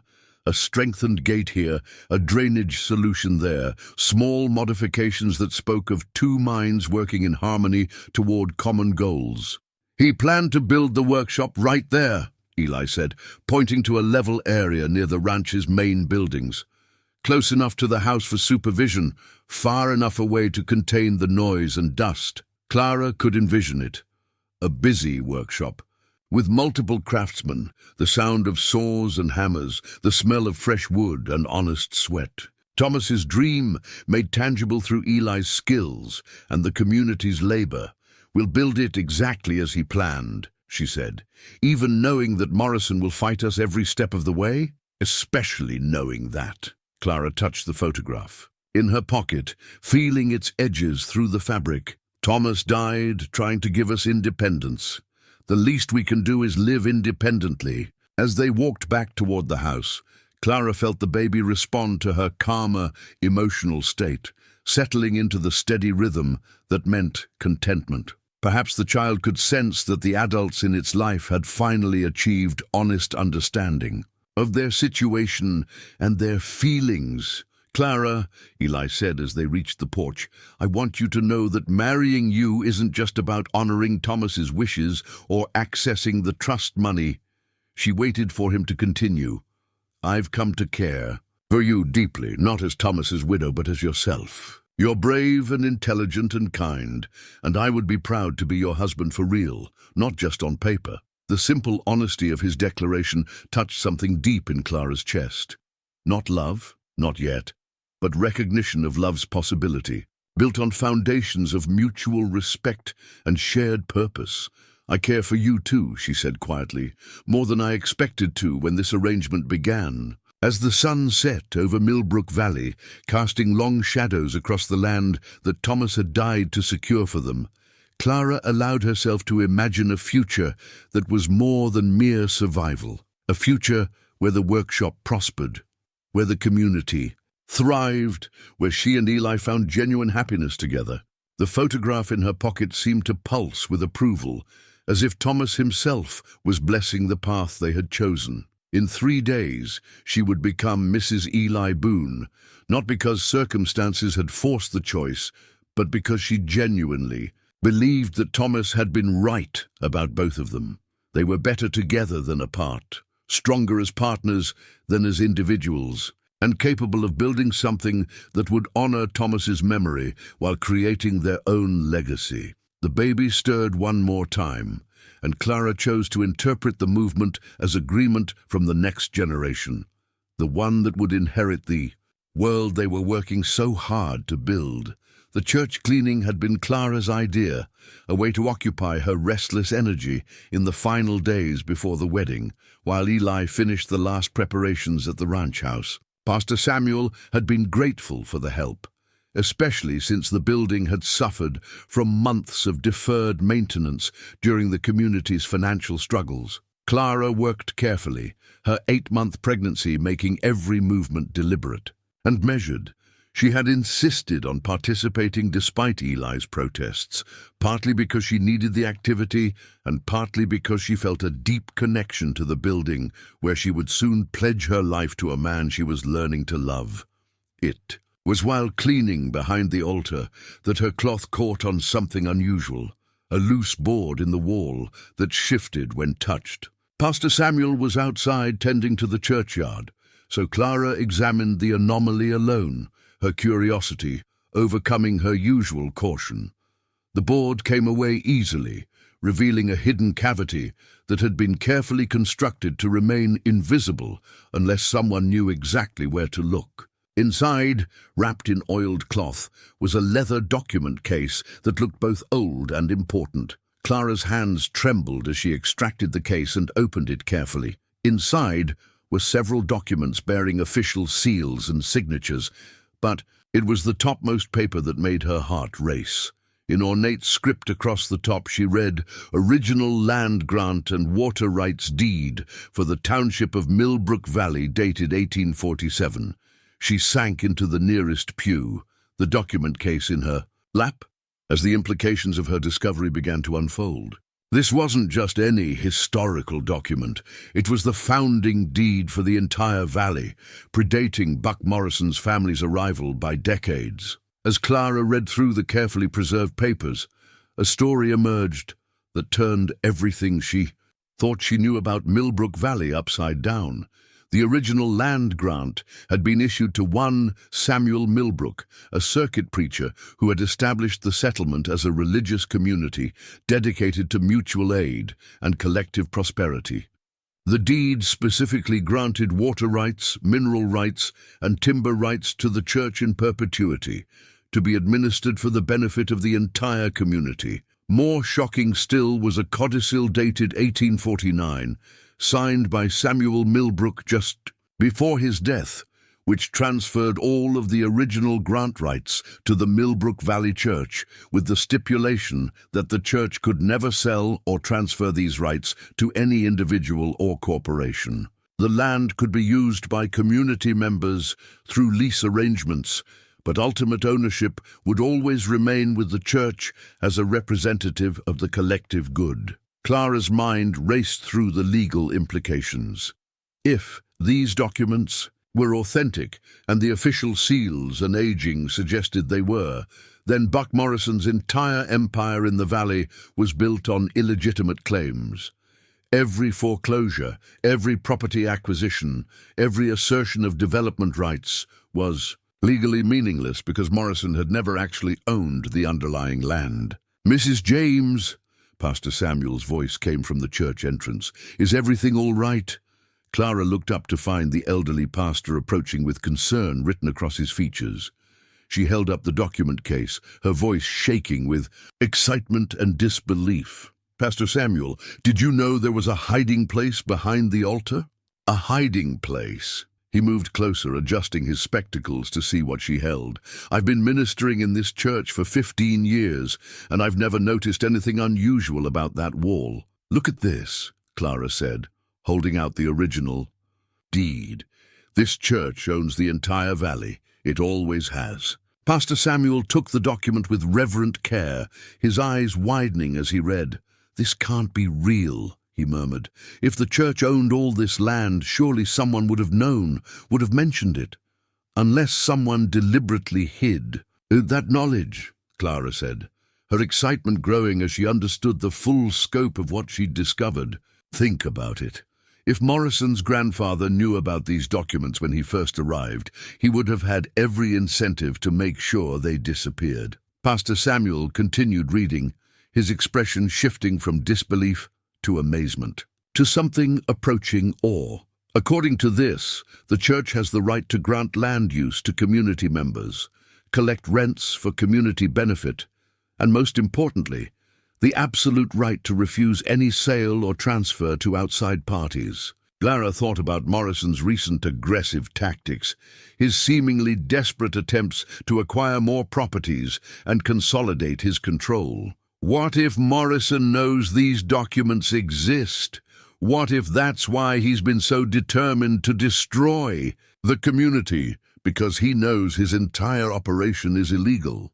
Before Pastor Samuel could respond, the church door burst open and Eli rushed in, his face flushed from hard riding. "Clara, thank God you're here. Morrison's coming with armed men and legal papers. Doc Williams sent me to warn you." "Armed men?" Clara struggled to stand, the document case clutched protectively to her chest. "What kind of legal papers?" "Eviction notices for the church," Eli said grimly. "He's claiming the building sits on property that's part of his development plans, says the congregation has been trespassing and needs to vacate immediately." Pastor Samuel looked stricken. "He can't evict a church. This building has been here for 30 years. He can if he owns the land underneath it," Eli replied. "And Morrison's lawyers seem to think they can prove ownership." Clara felt a surge of triumph mixed with terror. "No," she said firmly, "they can't prove ownership because they don't have ownership. No one in Morrison's family has ever owned this land legally." She held out the original deed to Eli, watching his expression change as he absorbed what he was reading. "Clara, where did you find this?" "Hidden behind the altar. These documents prove that the church has owned the entire valley since 1847. Morrison's whole empire is built on fraudulent claims." Eli's eyes lit up with understanding, but his expression remained grim. "This changes everything, but it also makes us incredibly dangerous to Morrison. If these documents become public knowledge, he loses everything," Clara finished. "Every property, every business deal, every foreclosure, all of it becomes legally void." The sound of multiple horses approaching at speed interrupted their conversation. Through the church windows, they could see a group of riders led by Buck Morrison himself, accompanied by men who wore guns with the confidence of those accustomed to using them. "Hide the documents," Eli said urgently. "If Morrison even suspects what you found." Clara looked around desperately, then made a decision that felt both terrifying and absolutely right. She opened the document case and distributed the papers among the three of them. "We each take different documents. If something happens to one of us, the others can still prove our case." Pastor Samuel tucked his papers inside his vest with shaking hands. "I should have noticed that loose board years ago. You weren't supposed to notice it," Clara said. "Whoever hid these documents did it so well that they stayed hidden for decades. Maybe they were waiting for the right moment to be discovered." Eli helped Clara to her feet, his hand protective on her elbow. "We need to get you out of here. If Morrison's brought armed men, he's not planning a civilized discussion." But it was too late. The church door opened, and Buck Morrison strode in. followed by 4 men whose bearing clearly marked them as hired guns rather than legitimate law enforcement. Morrison was a large man in his 50s, well-dressed and self-assured, with the kind of commanding presence that came from years of getting his own way through intimidation and wealth. "Pastor Samuel," Morrison said, his voice carrying false courtesy that didn't extend to his eyes. "Mrs. James, Mr. Boone, how convenient to find you all together." "Mr. Morrison," Pastor Samuel replied, his voice steady despite the obvious threat. "To what do we owe this visit?" Morrison smiled, but the expression held no warmth. "I'm afraid I have some unpleasant news.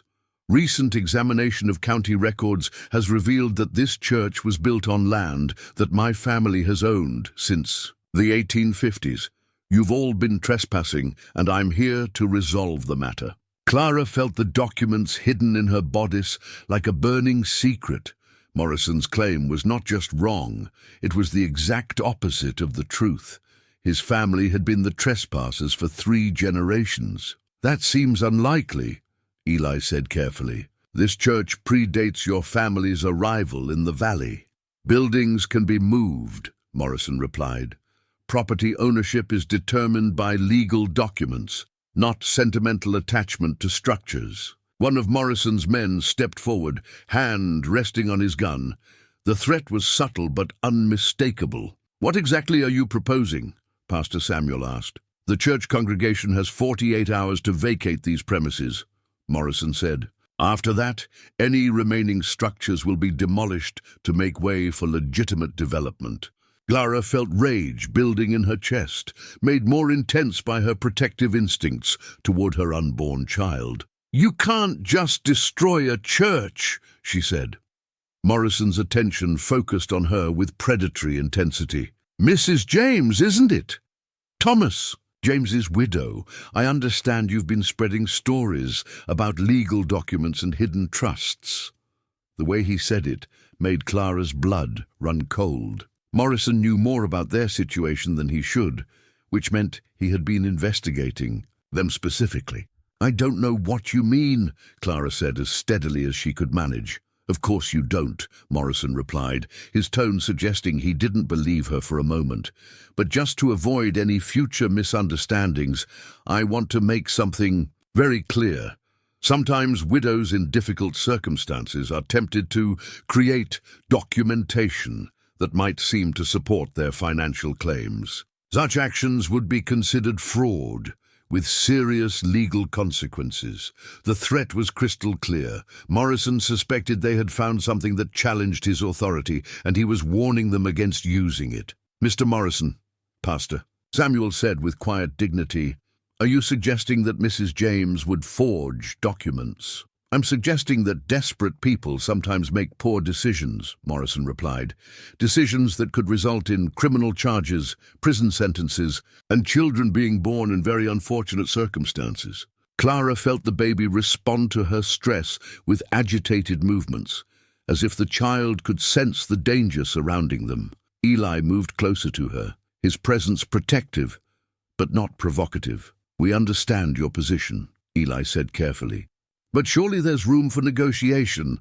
The church serves the entire community." Morrison's expression hardened. "The negotiation is simple. The church vacates, the community accepts that development is inevitable, and everyone adapts to new realities. Those who resist," he shrugged. "Well, resistance tends to be expensive and ultimately futile." With that, Morrison turned and walked out, his armed men following. But the message had been delivered with unmistakable clarity: submit or face the consequences. After the sound of hoofbeats faded, the 3 of them stood in stunned silence, each processing what had just occurred. "He knows," Clara said finally. "Maybe not specifically what we found, but he knows we've discovered something that threatens him, which makes these documents both our salvation and our death warrant," Eli observed grimly. Pastor Samuel moved to the window, watching Morrison's group disappear toward town. 48 hours, he said. "That's not much time to figure out how to use what we've learned." Clara pressed her hand to her belly, feeling the baby's restless movements. "It's enough time," she said with more confidence than she felt. "It has to be." As the afternoon sun slanted through the church windows, illuminating the space where she had discovered the truth about Millbrook Valley's rightful ownership, Clara began to understand that they had reached a point of no return. The documents hidden in her bodice could save the entire community, but using them would require courage that none of them had ever been forced to summon before. Thomas had died trying to protect this community from Morrison's predation. Now it fell to them to complete what he had started. Armed with weapons he could never have imagined and facing stakes higher than any of them had anticipated. The baby stirred again, and Clara chose to interpret the movement as encouragement. From the future, a reminder that some fights were worth any risk, any sacrifice, any consequence. The battle for Millbrook Valley's soul was about to begin in earnest. The baby blanket had begun as Martha Henderson's idea, but within hours of the announcement, it had become a community project that drew every woman in Millbrook Valley into its creation. Clara sat in the center of what had once been the church social hall, now transformed into an impromptu command center for their resistance, watching skilled hands add their own stitches to the growing fabric. Each square of the blanket told a story, Mrs. Patterson's careful embroidery depicting the windmill they had restored, young Sarah Miller's cheerful flowers representing hope for spring planting, even Doc Williams's wife contributing a section with tiny medical instruments stitched, in thread so fine it seemed impossible. But it was more than needlework. It was a declaration that this community intended to have a future, that Clara's baby would be born into a place worth preserving. The territorial governor's response should arrive today, Doc Williams said, looking up from the legal documents he'd been copying in his precise handwriting. They had decided to send copies of the original church deed to every level of government simultaneously, territorial, federal, and church authorities, hoping that multiple official channels would prevent Morrison from suppressing the evidence. Eli paced the room's perimeter like a caged animal, his energy too intense for the confined space. 40 hours, he muttered. Morrison's deadline expires tomorrow evening, and we still don't know if anyone in authority will act on what we've sent them. Clara felt the baby respond to the tension in the room, movements more agitated than usual. At 8.5 months, every sensation felt magnified, every emotion seemed to transfer directly to the child she carried. She pressed a calming hand to her belly while continuing to add careful stitches to her section of the blanket. "Patience," Pastor Samuel said, from his position near the window, where he'd been watching for signs of Morrison's approach. "Justice moves slowly, but it does move. The letters we sent contained irrefutable proof that Morrison's land claims are fraudulent." "Justice moves slowly," Eli agreed bitterly, "but Morrison's hired guns move fast. If he decides to enforce his eviction deadline before the authorities respond." The unspoken fear hung in the air like smoke. Morrison's threats had been escalating daily. Property damage here, intimidation there, always with enough plausible deniability to avoid direct confrontation with the law, but clear enough to communicate his growing desperation. He won't risk open violence unless he's absolutely certain he can control the consequences, Martha Henderson said, her needle never pausing in its steady rhythm. Morrison's power comes from appearing legitimate. If he starts shooting church, people, even the territorial authorities, will have to act. Clara hoped Martha was right, but she had seen the cold calculation in Morrison's eyes during his church visit. A man who had built an empire on fraudulent claims was capable of extreme measures to protect his position. "Mrs. James," young Samuel Miller said from his post by the door, "there's a rider coming from the direction of Thornfield, moving fast." Everyone in the room tensed. Fast riders usually brought urgent news, and urgent news had rarely been good. Lately, Eli moved to the window beside Pastor Samuel, squinting at the approaching figure. "It's Franklin," he said, "the county clerk." Clara felt her pulse quicken. Franklin's presence could mean that official response to their evidence had finally arrived, or it could mean that Morrison had used his influence to suppress their claims before they could be properly investigated. Franklin arrived at the church in a cloud of dust, his usually immaculate appearance disheveled from hard riding. He dismounted with the careful movements of a man unaccustomed to such physical exertion and approached the church with an expression Clara couldn't read. "Mrs. James," Franklin said, removing his hat as he entered the social hall. "Mr. Boone." "Pastor Samuel, I have news from the territorial capital." The room fell silent, except for the whisper of needles through fabric as the women continued their work, ears trained on Franklin's words.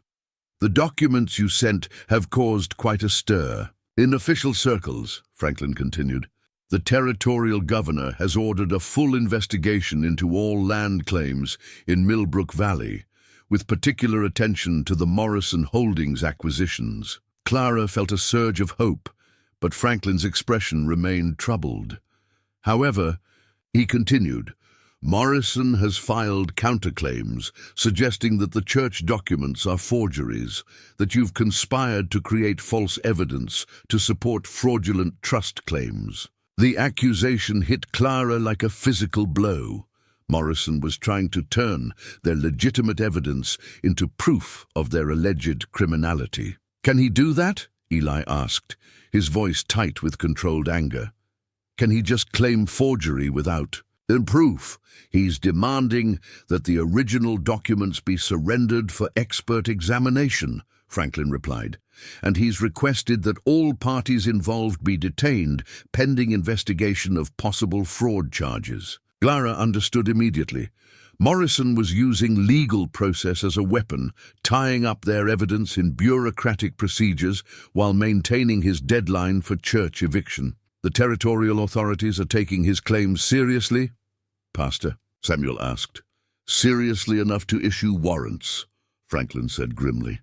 "Mrs. James, Mr. Boone, and Pastor Samuel are all requested to surrender yourselves for questioning in Thornfield within 48 hours. The baby blanket slipped from Clara's hands as the full implications became clear. Morrison had maneuvered them into an impossible position.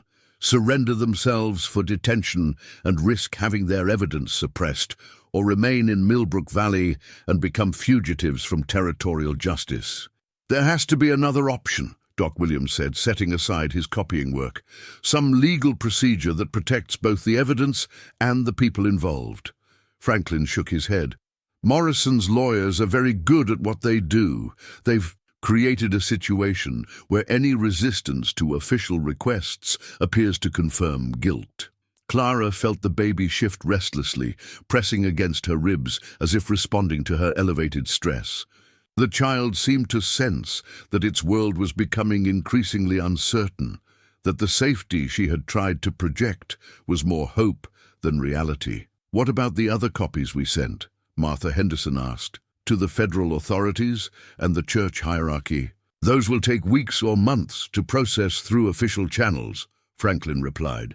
"Morrison only needs to delay resolution for a few days to complete his plans for the valley." Eli stopped pacing and turned to face the group. "Then we don't surrender ourselves." "Eli," Pastor Samuel said carefully, "resisting legal warrants would make us actual criminals." "We're already being treated as criminals," Eli replied. "The difference is whether we fight back or let Morrison destroy everything while hiding behind legal technicalities." Clara watched the faces around the room as neighbors and friends absorbed the reality of their situation. They could submit to Morrison's manipulation of the legal system and watch their community be destroyed through fraudulent process, or they could resist and risk everything on the hope that justice would eventually prevail. "There's something else," Franklin said, reluctantly. "Morrison has announced that church eviction will proceed tomorrow evening, regardless of any pending legal proceedings.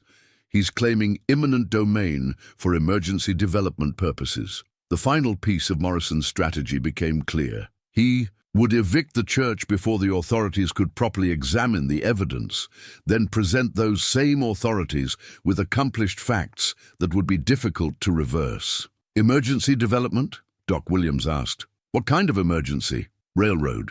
Junction construction, Franklin replied. Morrison's convinced the territorial government that rapid rail access is essential for regional economic development. The church property is supposedly critical for the project's success. Clara felt sick with understanding. Morrison wasn't just trying to destroy their community. He was wrapping that destruction in the language of progress and public benefit. How long do we have? She asked quietly. If Morrison follows his announced timeline, church eviction begins at sunset tomorrow, Franklin said. 24 hours. The baby blanket lay forgotten in Clara's lap as she absorbed the finality of their situation. Everything they had worked for, everything Thomas had died to protect, would be decided within the next day. There is one possibility, Pastor Samuel said slowly. Something that might protect both the evidence and our legal standing. Everyone turned to hear his suggestion. If we can arrange for the original documents to be examined by neutral authorities, not Morrison's people, not territorial officials who might be influenced by him, but truly independent experts, we might be able to prove their authenticity before Morrison can complete his eviction. What kind of neutral authorities? Eli asked. Church authorities, Pastor Samuel replied. The regional bishop has both the moral authority and the legal standing to examine documents related to church property. Morrison couldn't easily dismiss findings from church leadership. Clara felt a flicker of hope. How long would that take? If the bishop could be persuaded to come immediately, perhaps 12 hours for travel and examination. That's cutting it very close, Doc Williams observed. It's our only chance, Clara said firmly. Someone needs to ride to the bishop immediately with a request for emergency intervention. I'll go, Eli said without hesitation. No, Clara replied, surprising herself with the firmness of her refusal. You're needed here to organize the community response. Send Samuel Miller. He's young, knows the territory, and Morrison has no reason to interfere with him. As plans began forming around her, Clara continued working on the baby blanket, each stitch a small act of faith that there would be a future for her child to inherit. The other women had resumed their needlework as well, their hands steady despite the uncertainty surrounding them.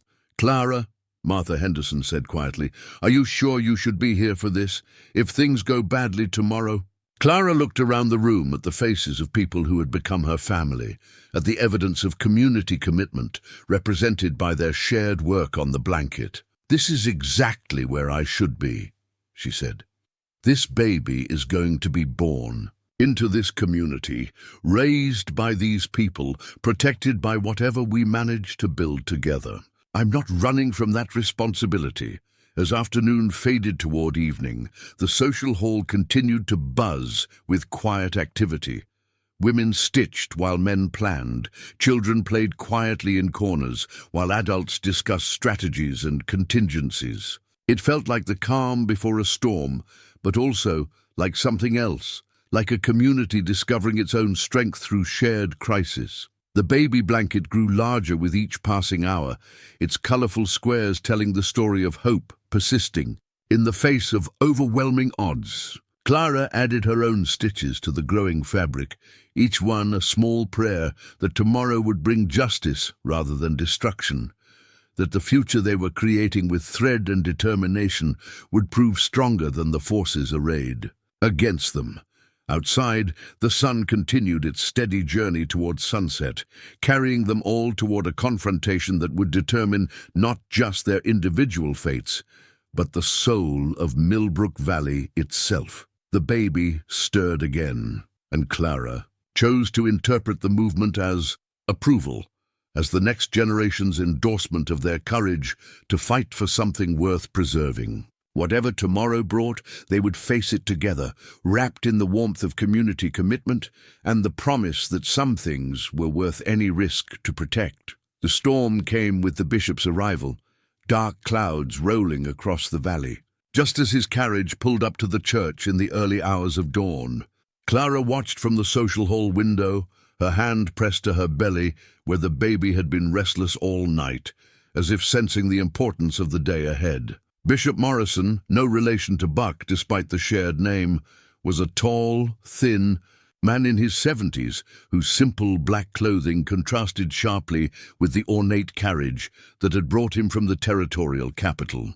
Young Samuel Miller rode beside the carriage, having completed his midnight journey with the kind of determination that made Clara proud of their community's younger generation. "He came," Eli said, relief evident in his voice as he joined Clara at the window. "Samuel convinced him." "Now we find out if we were right to trust our evidence to church authority," Clara replied, watching the bishop approach the church entrance with measured steps that spoke of years spent making momentous decisions. The baby shifted again, a movement that sent an unexpected tightness across Clara's lower back. She breathed through the sensation, hoping it was simply her body's response to stress rather than the beginning of labor. With everything that needed to happen today, the baby's arrival would complicate matters beyond any reasonable hope of resolution. "Mrs. James," Pastor Samuel appeared at her elbow, his expression concerned. "Are you all right?" "Fine," Clara said, though another wave of tightness suggested otherwise. "Just nervous about what the bishop might find." But Pastor Samuel's I suggested he wasn't convinced by her reassurance. As the town's spiritual leader, he had been present for enough births to recognize the early signs of labor, even when the mother herself was trying to deny them. The bishop spent 2 hours examining the documents with the meticulous attention of a scholar trained in ecclesiastical law. Clara, Eli, and Pastor Samuel waited in the church proper while he worked at the altar, occasionally requesting additional light or asking detailed questions about where and how the papers had been discovered. Outside, the storm intensified, rain lashing against the church windows with increasing fury. Clara found herself grateful for the weather. It would make Morrison's planned eviction more difficult and might delay his timeline enough for the bishop to complete his examination. The craftsmanship is consistent with mid-19th century ecclesiastical documents, the bishop announced finally, looking up from his careful examination. The paper, ink, and seal all appear authentic. More importantly, the legal language matches the standard forms used by territorial authorities during that period. Clara felt hope surge through her chest, followed immediately by another wave of tightness that was definitely not related to emotional stress. "So they're genuine?" Eli asked. "I believe they are," the bishop replied. "But more than that, I believe they represent a legal claim that supersedes any subsequent land transactions in this valley." Pastor Samuel stepped forward. "What does that mean for the community?" "It means that if these documents are properly presented to territorial authorities, every land sale, foreclosure, and development claim made by the Morrison family over the past 3 generations could be legally voided." The bishop's expression was grave as he absorbed the implications of his own words. "We're talking about the potential dissolution of an entire business empire."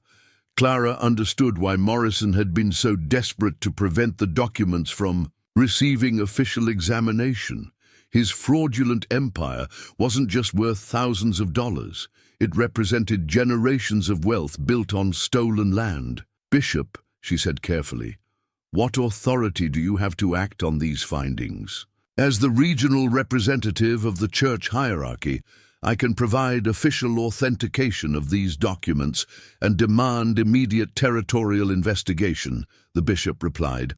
"However, I should warn you that taking such action will make Morrison extremely dangerous to all of you." Another contraction gripped Clara, stronger than the previous ones and impossible to ignore.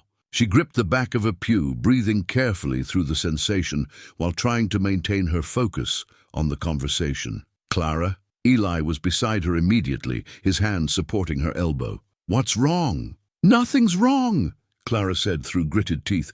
"The baby just has poor timing."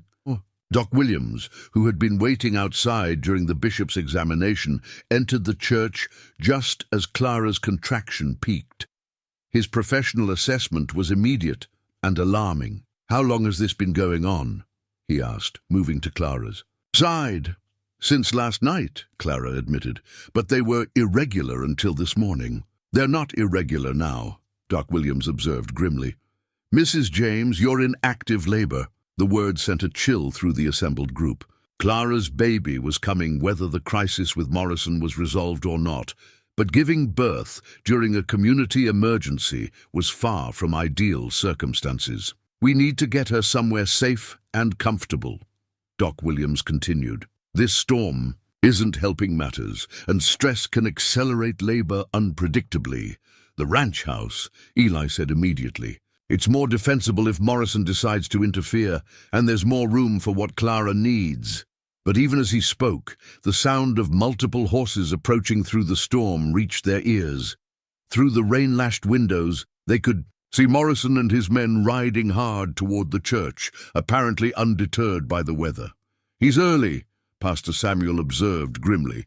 "Sunset isn't for another 10 hours. Clara felt another contraction building, and realized that their carefully laid plans were about to collide with the unpredictable reality of childbirth and Morrison's desperation. "Bishop," she said urgently, "can you authenticate those documents immediately, before Morrison gets here?" "I can provide preliminary authentication," the bishop replied, understanding the urgency. "But full official process requires—" "There's no time for full official process," Eli interrupted. "Give us whatever authority you can right now." The bishop moved quickly to his traveling desk, extracting an official church seal and formal letterhead. His hands worked with practiced efficiency as Morrison's approaching riders grew louder through the storm. Clara felt Mercy's saddle where Eli had left it on a church pew. The worn leather that represented his horse's loyalty and service, the tools needed for life's journey. Something about touching the familiar object steadied her through another contraction, connected her to the practical realities of survival and struggle that had brought them all to this moment. "Mrs. James," Doc Williams said quietly, "we really need to move you somewhere more appropriate for what's about to happen." "Not yet," Clara said firmly. "Not until the bishop finishes." Morrison's voice carried through the storm before he ever entered the church, filled with the kind of rage that suggested he knew his empire was under mortal threat. "Where are they?" he shouted to his men. "I want those documents, and I want the people who've been spreading lies about my family's legal rights." The church door burst open, admitting Morrison and 4 armed men, along with a gust of wind and rain that extinguished several candles. Morrison's expensive clothes were soaked through, his usual composure replaced by barely controlled fury. "Bishop," Morrison said, recognizing the church authority immediately, "I don't know what these people have told you, but they're criminals and fraudsters who've been forging documents to support their illegal claims." The bishop straightened to his full height, his simple black clothing somehow more impressive than Morrison's expensive attire. "Mr. Morrison, I presume. I've heard a great deal about your business practices. Whatever you've heard has been colored by desperate people making desperate accusations," Morrison replied. "I have legal authority to clear this church building, and I intend to exercise that authority immediately." Clara felt another contraction beginning and gripped Mercy's saddle more tightly, drawing strength from the connection to Eli's loyal horse and the journeys that had brought them all together. "You have no authority here," the bishop said calmly. "This is church property, and I am the church's official representative." Morrison's laugh was harsh and humorless. "Church property. This building sits on land my family has owned for 3 generations. Whatever documents these people have shown you are forgeries designed to support their fraudulent claims." "I've examined the documents in question," the bishop replied. "They appear to be authentic records from 1847, predating your family's arrival. In this valley, The silence that followed was broken only by the sound of rain against windows and Clara's careful breathing through another contraction. Morrison's expression shifted from rage to something more dangerous, the cold calculation of a man realizing that his empire was built on foundations that could not withstand scrutiny. "Authentic or not," Morrison said finally, "those documents have no legal standing without proper territorial authentication, and I have every reason to believe that the people who produce them are criminals fleeing from legal warrants." He gestured to his armed men, who moved to positions that effectively blocked all exits from the church. The threat was unmistakable. No one would be leaving until Morrison had what he wanted. "Mr. Morrison," the bishop said, with the kind of quiet authority that came from years of facing down temporal power, "you are interfering with official church business in a house of God. I strongly advise you to reconsider your actions, and I strongly advise you to surrender those documents and the criminals who forged them," Morrison replied. Before this situation becomes more unpleasant than necessary, Clara felt the next contraction building and knew that time was running out in more ways than one. The baby was coming, regardless of Morrison's threats, and whatever confrontation was about to unfold would happen with or without her active participation. "Eli," she whispered, "mercy's saddle. Whatever happens, remember that some journeys require the right tools." He looked at her with confusion, but she had no time to explain. The contraction peaked just as Morrison stepped closer to the bishop, his hand resting meaningfully on his gun. Outside, the storm raged with increasing intensity, as if nature itself was preparing for the battle that would determine Millbrook Valley's future.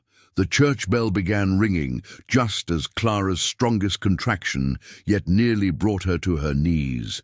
The sound cut through the storm, and Morrison's threats like a clarion call, its restored bronze voice carrying across the valley with a message that no one could mistake. Pastor Samuel had reached the bell tower, and he was calling the community to witness whatever was about to unfold. Morrison spun toward the sound, his carefully maintained composure finally cracking completely. "Stop that bell!" he shouted to his men, but the ringing continued, joined by answering sounds from across the valley. People emerging from their homes despite the storm, drawn by the bell that hadn't rung in celebration for years. Through the rain-lashed windows, Clara could see figures moving through the weather, converging on the church with the determination of a community that had finally decided to stand together. "Mr. Morrison," the bishop said, his voice carrying over the bell's voice, "I believe you're about to discover that intimidating individuals is quite different from intimidating an entire community." Clara gripped Eli's hand as another contraction built, but this time she found strength in the bell's triumphant song rather than being overwhelmed by pain. The restored bell represented everything they had worked for, the community's ability to call itself together, to celebrate, to resist, to proclaim that some things were worth fighting for. "Clara," Doc Williams said urgently, "the baby is coming now. We can't wait any longer." "Then we deliver the baby here," Clara said through gritted teeth. "In this church, in front of God and Morrison, and whoever else needs to witness what we're capable of." Eli looked at her with a mixture of love and terror. "Clara, you can't be serious." "I've never been more serious about anything in my life," she replied, as the contraction peaked. "This baby is going to be born into this community, in this place, while that bell rings out our victory." The church door burst open again, this time admitting Martha Henderson, James Patterson, and a dozen other community members who had answered the bell's call despite the storm and the obvious danger of Morrison's armed men. "What's the meaning of this?" Morrison demanded, but his voice had lost its commanding edge. Faced with an entire community rather than isolated individuals, his intimidation tactics seemed suddenly less effective. "The meaning," Martha Henderson said firmly, "is that we've had enough of your threats and your illegal claims to our homes and our church." Young Samuel Miller stepped forward, water streaming from his clothes. The whole valley heard the bell. Everyone's coming. More people continued to arrive despite the storm, Mrs. Patterson supporting her elderly frame on her son's arm. The Miller family with their children. Even Doc Williams's wife carrying the medical supplies that her husband had requested. Morrison's men found themselves surrounded by wet, determined neighbors who showed no sign of backing down. "This is illegal assembly," Morrison protested, but the words sounded hollow even to his own ears. "I have legal authority to clear this building." "You have nothing," the bishop said, holding up the document he had been preparing. "This is official church authentication of the original land grant documents. According to these legally binding papers, your family has never owned a single acre of land in Millbrook Valley. Every sale, every foreclosure, every development claim you've made has been based on fraudulent ownership." Clara felt the baby descending, unmistakable pressure that meant birth was imminent regardless of the crisis surrounding them. "Doc Williams," she called, "I need to push." The words cut through the confrontation like a knife, reminding everyone present that life was asserting itself in the midst of their struggle for justice. Doc Williams moved immediately to Clara's side, directing Eli and Martha to help create a makeshift birthing area behind the altar. "This is insane," Morrison said, but his voice carried desperation rather than authority. "You can't possibly think you can deliver a baby in the middle of a legal standoff." "Watch us," Clara said fiercely, bearing down as her body demanded. The baby was coming whether Morrison approved or not, and somehow that biological imperative felt like the most powerful statement they could make about their commitment to the future. The bell continued ringing as Doc Williams worked with quiet efficiency, his medical training taking over despite the extraordinary circumstances. Martha Henderson and Mrs. Patterson flanked Clara, offering support and encouragement, while the rest of the community formed a protective circle around the impromptu delivery. "Push, Clara," Doc Williams instructed. "The baby's almost here." Morrison's men looked increasingly uncomfortable with the situation. Whatever they had been hired to do, it apparently didn't include threatening a woman in childbirth surrounded by her entire community. "Mr. Morrison," one of his hired guns said quietly, "maybe we should reconsider this approach." But Morrison was beyond rational consideration. Years of building his empire on stolen land, decades of intimidating families into submission, had led to this moment where everything he had constructed was crumbling around him. "No one leaves until I have those documents," he said, drawing his gun, "and no one interferes with my legal rights." The sight of a weapon pointed at a laboring woman, and her community galvanized everyone present. Eli stepped protectively in front of Clara, while the other men in the community moved to shield their families. Even the bishop positioned himself between Morrison and the altar where Clara was giving birth.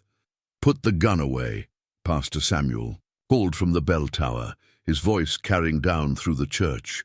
"Whatever legal disputes exist, they don't justify threatening a mother and child." But Morrison was past hearing reason. "Those documents are forgeries," he shouted over the bell's continued ringing, "and I'll prove it even if I have to destroy every piece of paper in this building." Clara felt the baby's head crowning just as Morrison raised his gun toward the bishop. The convergence of birth and potential violence seemed to crystallize everything she understood about the choice between creation and destruction, between building community and tearing it down. "The baby's coming," Doc Williams announced. "One. More push, Clara." She bore down with all her strength, just as the church filled with an even larger crowd of valley residents who had braved the storm to answer the bell's call. Morrison found himself facing not just a few individuals, but an entire community united in defense of their church, their homes, and their future. The baby emerged into the world with a strong cry that somehow carried over the storm, the bell, and Morrison's threats.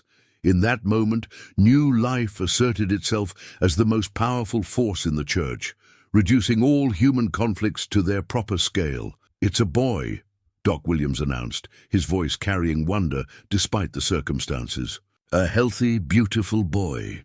The bell's triumphant ringing seemed to celebrate the announcement, and even Morrison's hired men lowered their weapons slightly in unconscious recognition of the sacred moment they were witnessing. Clara held her son against her chest, feeling his warm weight and strong heartbeat as proof that the future they had been fighting for was now literally present in the world.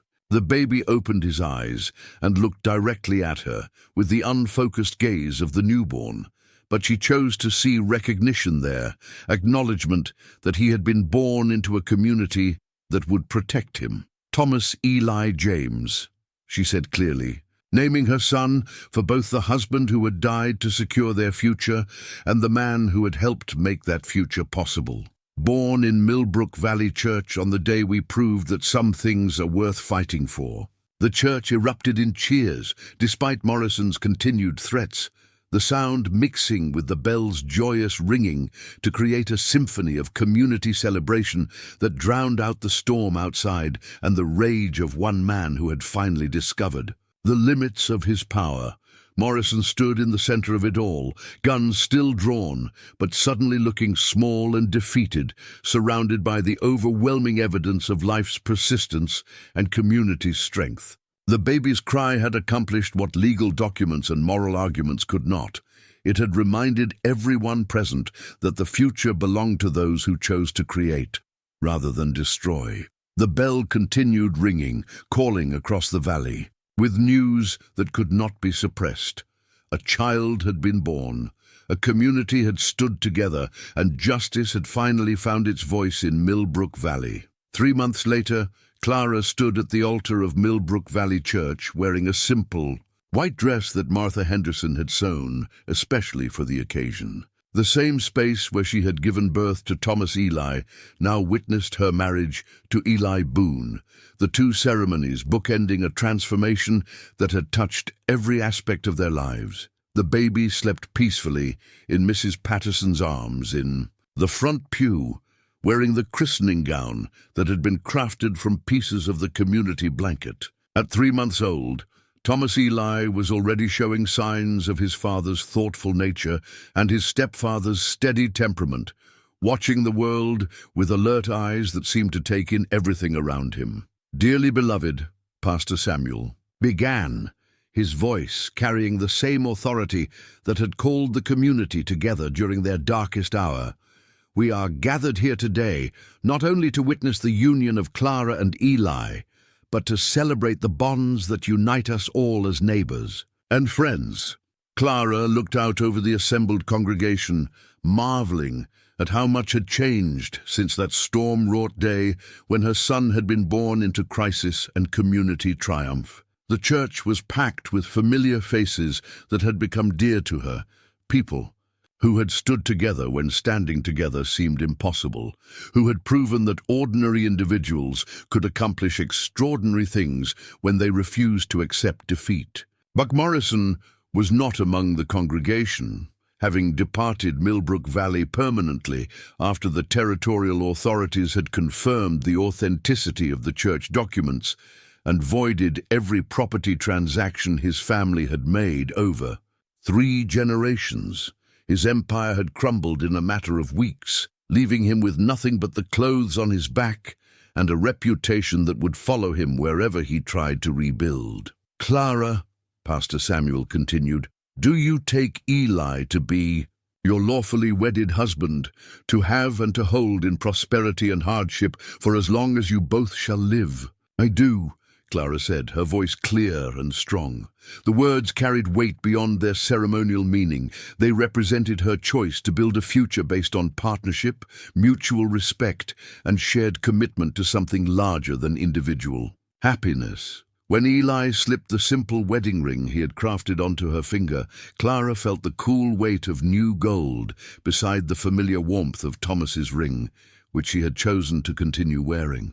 The two bands together told the story of her journey from grief to hope, from isolation to community, from survival to genuine happiness. The ring Eli had made was beautiful in its simplicity, hammered gold with tiny inscriptions that only she could read, phrases from Thomas's journal about building something that would last. It was Eli's way of honoring her first husband while claiming his own place in her heart, a gesture that spoke to the kind of man he had become through their shared struggles. By the power vested in me by the territorial authorities and the grace of Almighty God, Pastor Samuel pronounced, I now declare you husband and wife. Eli, you may kiss your bride. The kiss was gentle, respectful, full of promise for the future they would build together. As their lips met, the church bell began ringing in celebration, its bronze voice carrying news of joy across the valley where the windmill's blades turned steadily in the afternoon breeze. After the ceremony, the entire community gathered in the churchyard for a celebration that felt more like a family reunion than a formal wedding reception. Tables groaned under the weight of food that everyone had contributed, while children ran between the adults with the kind of carefree energy that was only possible in a place where the future felt secure. Clara moved through the gathering with Thomas Eli in her arms, accepting congratulations and well wishes from people who had become family through shared crisis and mutual support. The baby seemed to enjoy the attention, gurgling contentedly as various neighbors took turns marveling at how much he had grown. He's going to be a big boy, Doc Williams observed, gently examining the infant's strong grip and alert expressions. Strong and healthy, just like his parents. Parents, Clara repeated, tasting the plural with satisfaction. Thomas Eli would grow up with stories of the father who had died to secure his future and the father who had helped raise him, understanding that love could take many forms and that families could be built through choice as well as blood. Near the edge of the gathering, she could see the construction site where Eli's workshop was taking shape. The building was nearly complete, its clean lines and careful proportions reflecting the kind of quality craftsmanship that would soon employ a dozen men from the valley. Orders had already begun arriving from churches and wealthy families throughout the territory, drawn by word of the exceptional work being produced in the small valley that had successfully resisted corporate predation. Martha Henderson approached with a wrapped package that she presented to Clara with obvious pride. From all of us, she said, something for your new home. Inside the package was a photograph taken during the church confrontation with Morrison. Clara holding her newborn son while surrounded by the entire community, their faces showing determination, joy, and protective love all mixed together. It was a perfect capture of the moment when individual struggles had become collective strength, when a group of neighbors had become a true community. Thank you, Clara said, her voice thick with emotion. This is perfect, as evening approached. And the celebration began to wind down. Clara found herself standing with Eli near the windmill that had started their community's transformation. The baby dozed in her arms, while her new husband pointed out various improvements that had been made to the surrounding area. The Miller family is building their new house right there, he said, indicating a foundation that had been laid near the workshop site. And Doc Williams wants to expand his practice into a proper clinic now that we can afford to support more medical services. Clara nodded, envisioning the growing community that Thomas had dreamed of, and that they were working to make real. He would be proud, she said quietly. He would be, Eli agreed. But I think he'd be most proud of what you've become. The way you've grown from someone seeking shelter into someone providing leadership. Clara considered this assessment, thinking about the woman who had arrived in Millbrook Valley 6 months earlier, pregnant, desperate, with nothing but her late husband's belongings and a handful of desperate hope. That woman seemed like a stranger now, someone she remembered fondly but could barely recognize in her current strength and confidence. We've all become more than we were, she said. That's what communities do. They help people discover capabilities they never knew they had. The baby stirred in her arms, opening his eyes to look up at the early stars that were beginning to appear in the darkening sky. Clara found herself thinking about the future Thomas Eli would inherit, a valley where the windmill turned steadily, where honest work was rewarded fairly, where families could build something lasting without fear of losing it to corporate manipulation. "What are you thinking about?" Eli asked, noting her contemplative expression. "I'm thinking about stories," Clara replied, "about how every life is part of a larger story, and how the choices we make determine what kind of story gets told." She looked around at the valley that had become her home, at the community that had embraced her, at the husband who had chosen to build a life with her, despite the unconventional circumstances that had brought them together. Thomas started a story about a community that refused to give up, she continued. "We've been living that story, writing new chapters through everything we've faced together." Eli nodded, understanding. "And now Thomas Eli gets to grow up in the story we've created. Gets to add his own chapters when he's ready." As they walked back toward their home, the foreman's house that had been transformed from a symbol of corporate control into the heart of a thriving family, Clara felt profound satisfaction with the choices that had brought them to this moment. The house welcomed them with warm light spilling from windows that Eli had repaired and Clara had made into a home. Inside, the main room displayed the photograph from their wedding day beside the image of Thomas and Eli working together, creating a visual history of love, loss, partnership, and renewal. Clara settled into the rocking chair that Eli had crafted, especially for nursing the baby, its smooth motion and perfect proportions reflecting the kind of attention to detail that had made his workshop's reputation spread throughout the territory. As Thomas Eli nursed contentedly, she watched her husband bank the fire and secure the house for the night with the careful thoroughness of a man who understood the value of everything he had helped to build. Outside, the night was peaceful except for the gentle sound of the windmill's blades and the distant lowing of cattle in pastures that would never again be threatened by fraudulent foreclosure. It was the sound of a community at rest, secure in the knowledge that they had faced their greatest challenges and emerged stronger than before. When Eli joined her in the rocking chair, his arm around her shoulders, while they both watched their son's peaceful face, Clara felt the deep contentment that came from understanding that some struggles truly were worth whatever they cost. "Thank you," she said quietly. "For what? For keeping Thomas's promise, for giving me a family, for helping build something that will last." Eli's kiss on her forehead was gentle and sure. "Thank you for trusting me with his dreams and yours." As Thomas Eli drifted into sleep and the night settled around their home, Clara understood that the story Thomas had begun would continue through all of them, through the child who would grow up knowing he was loved and protected, through the community that had learned to stand together, through the workshop that would provide honest work for generations to come. The windmill turned steadily in the darkness, pumping water that would nourish the valley's growth, its rhythm as constant and reliable as the love that had built this place where broken things could be mended and lost people could find their way home.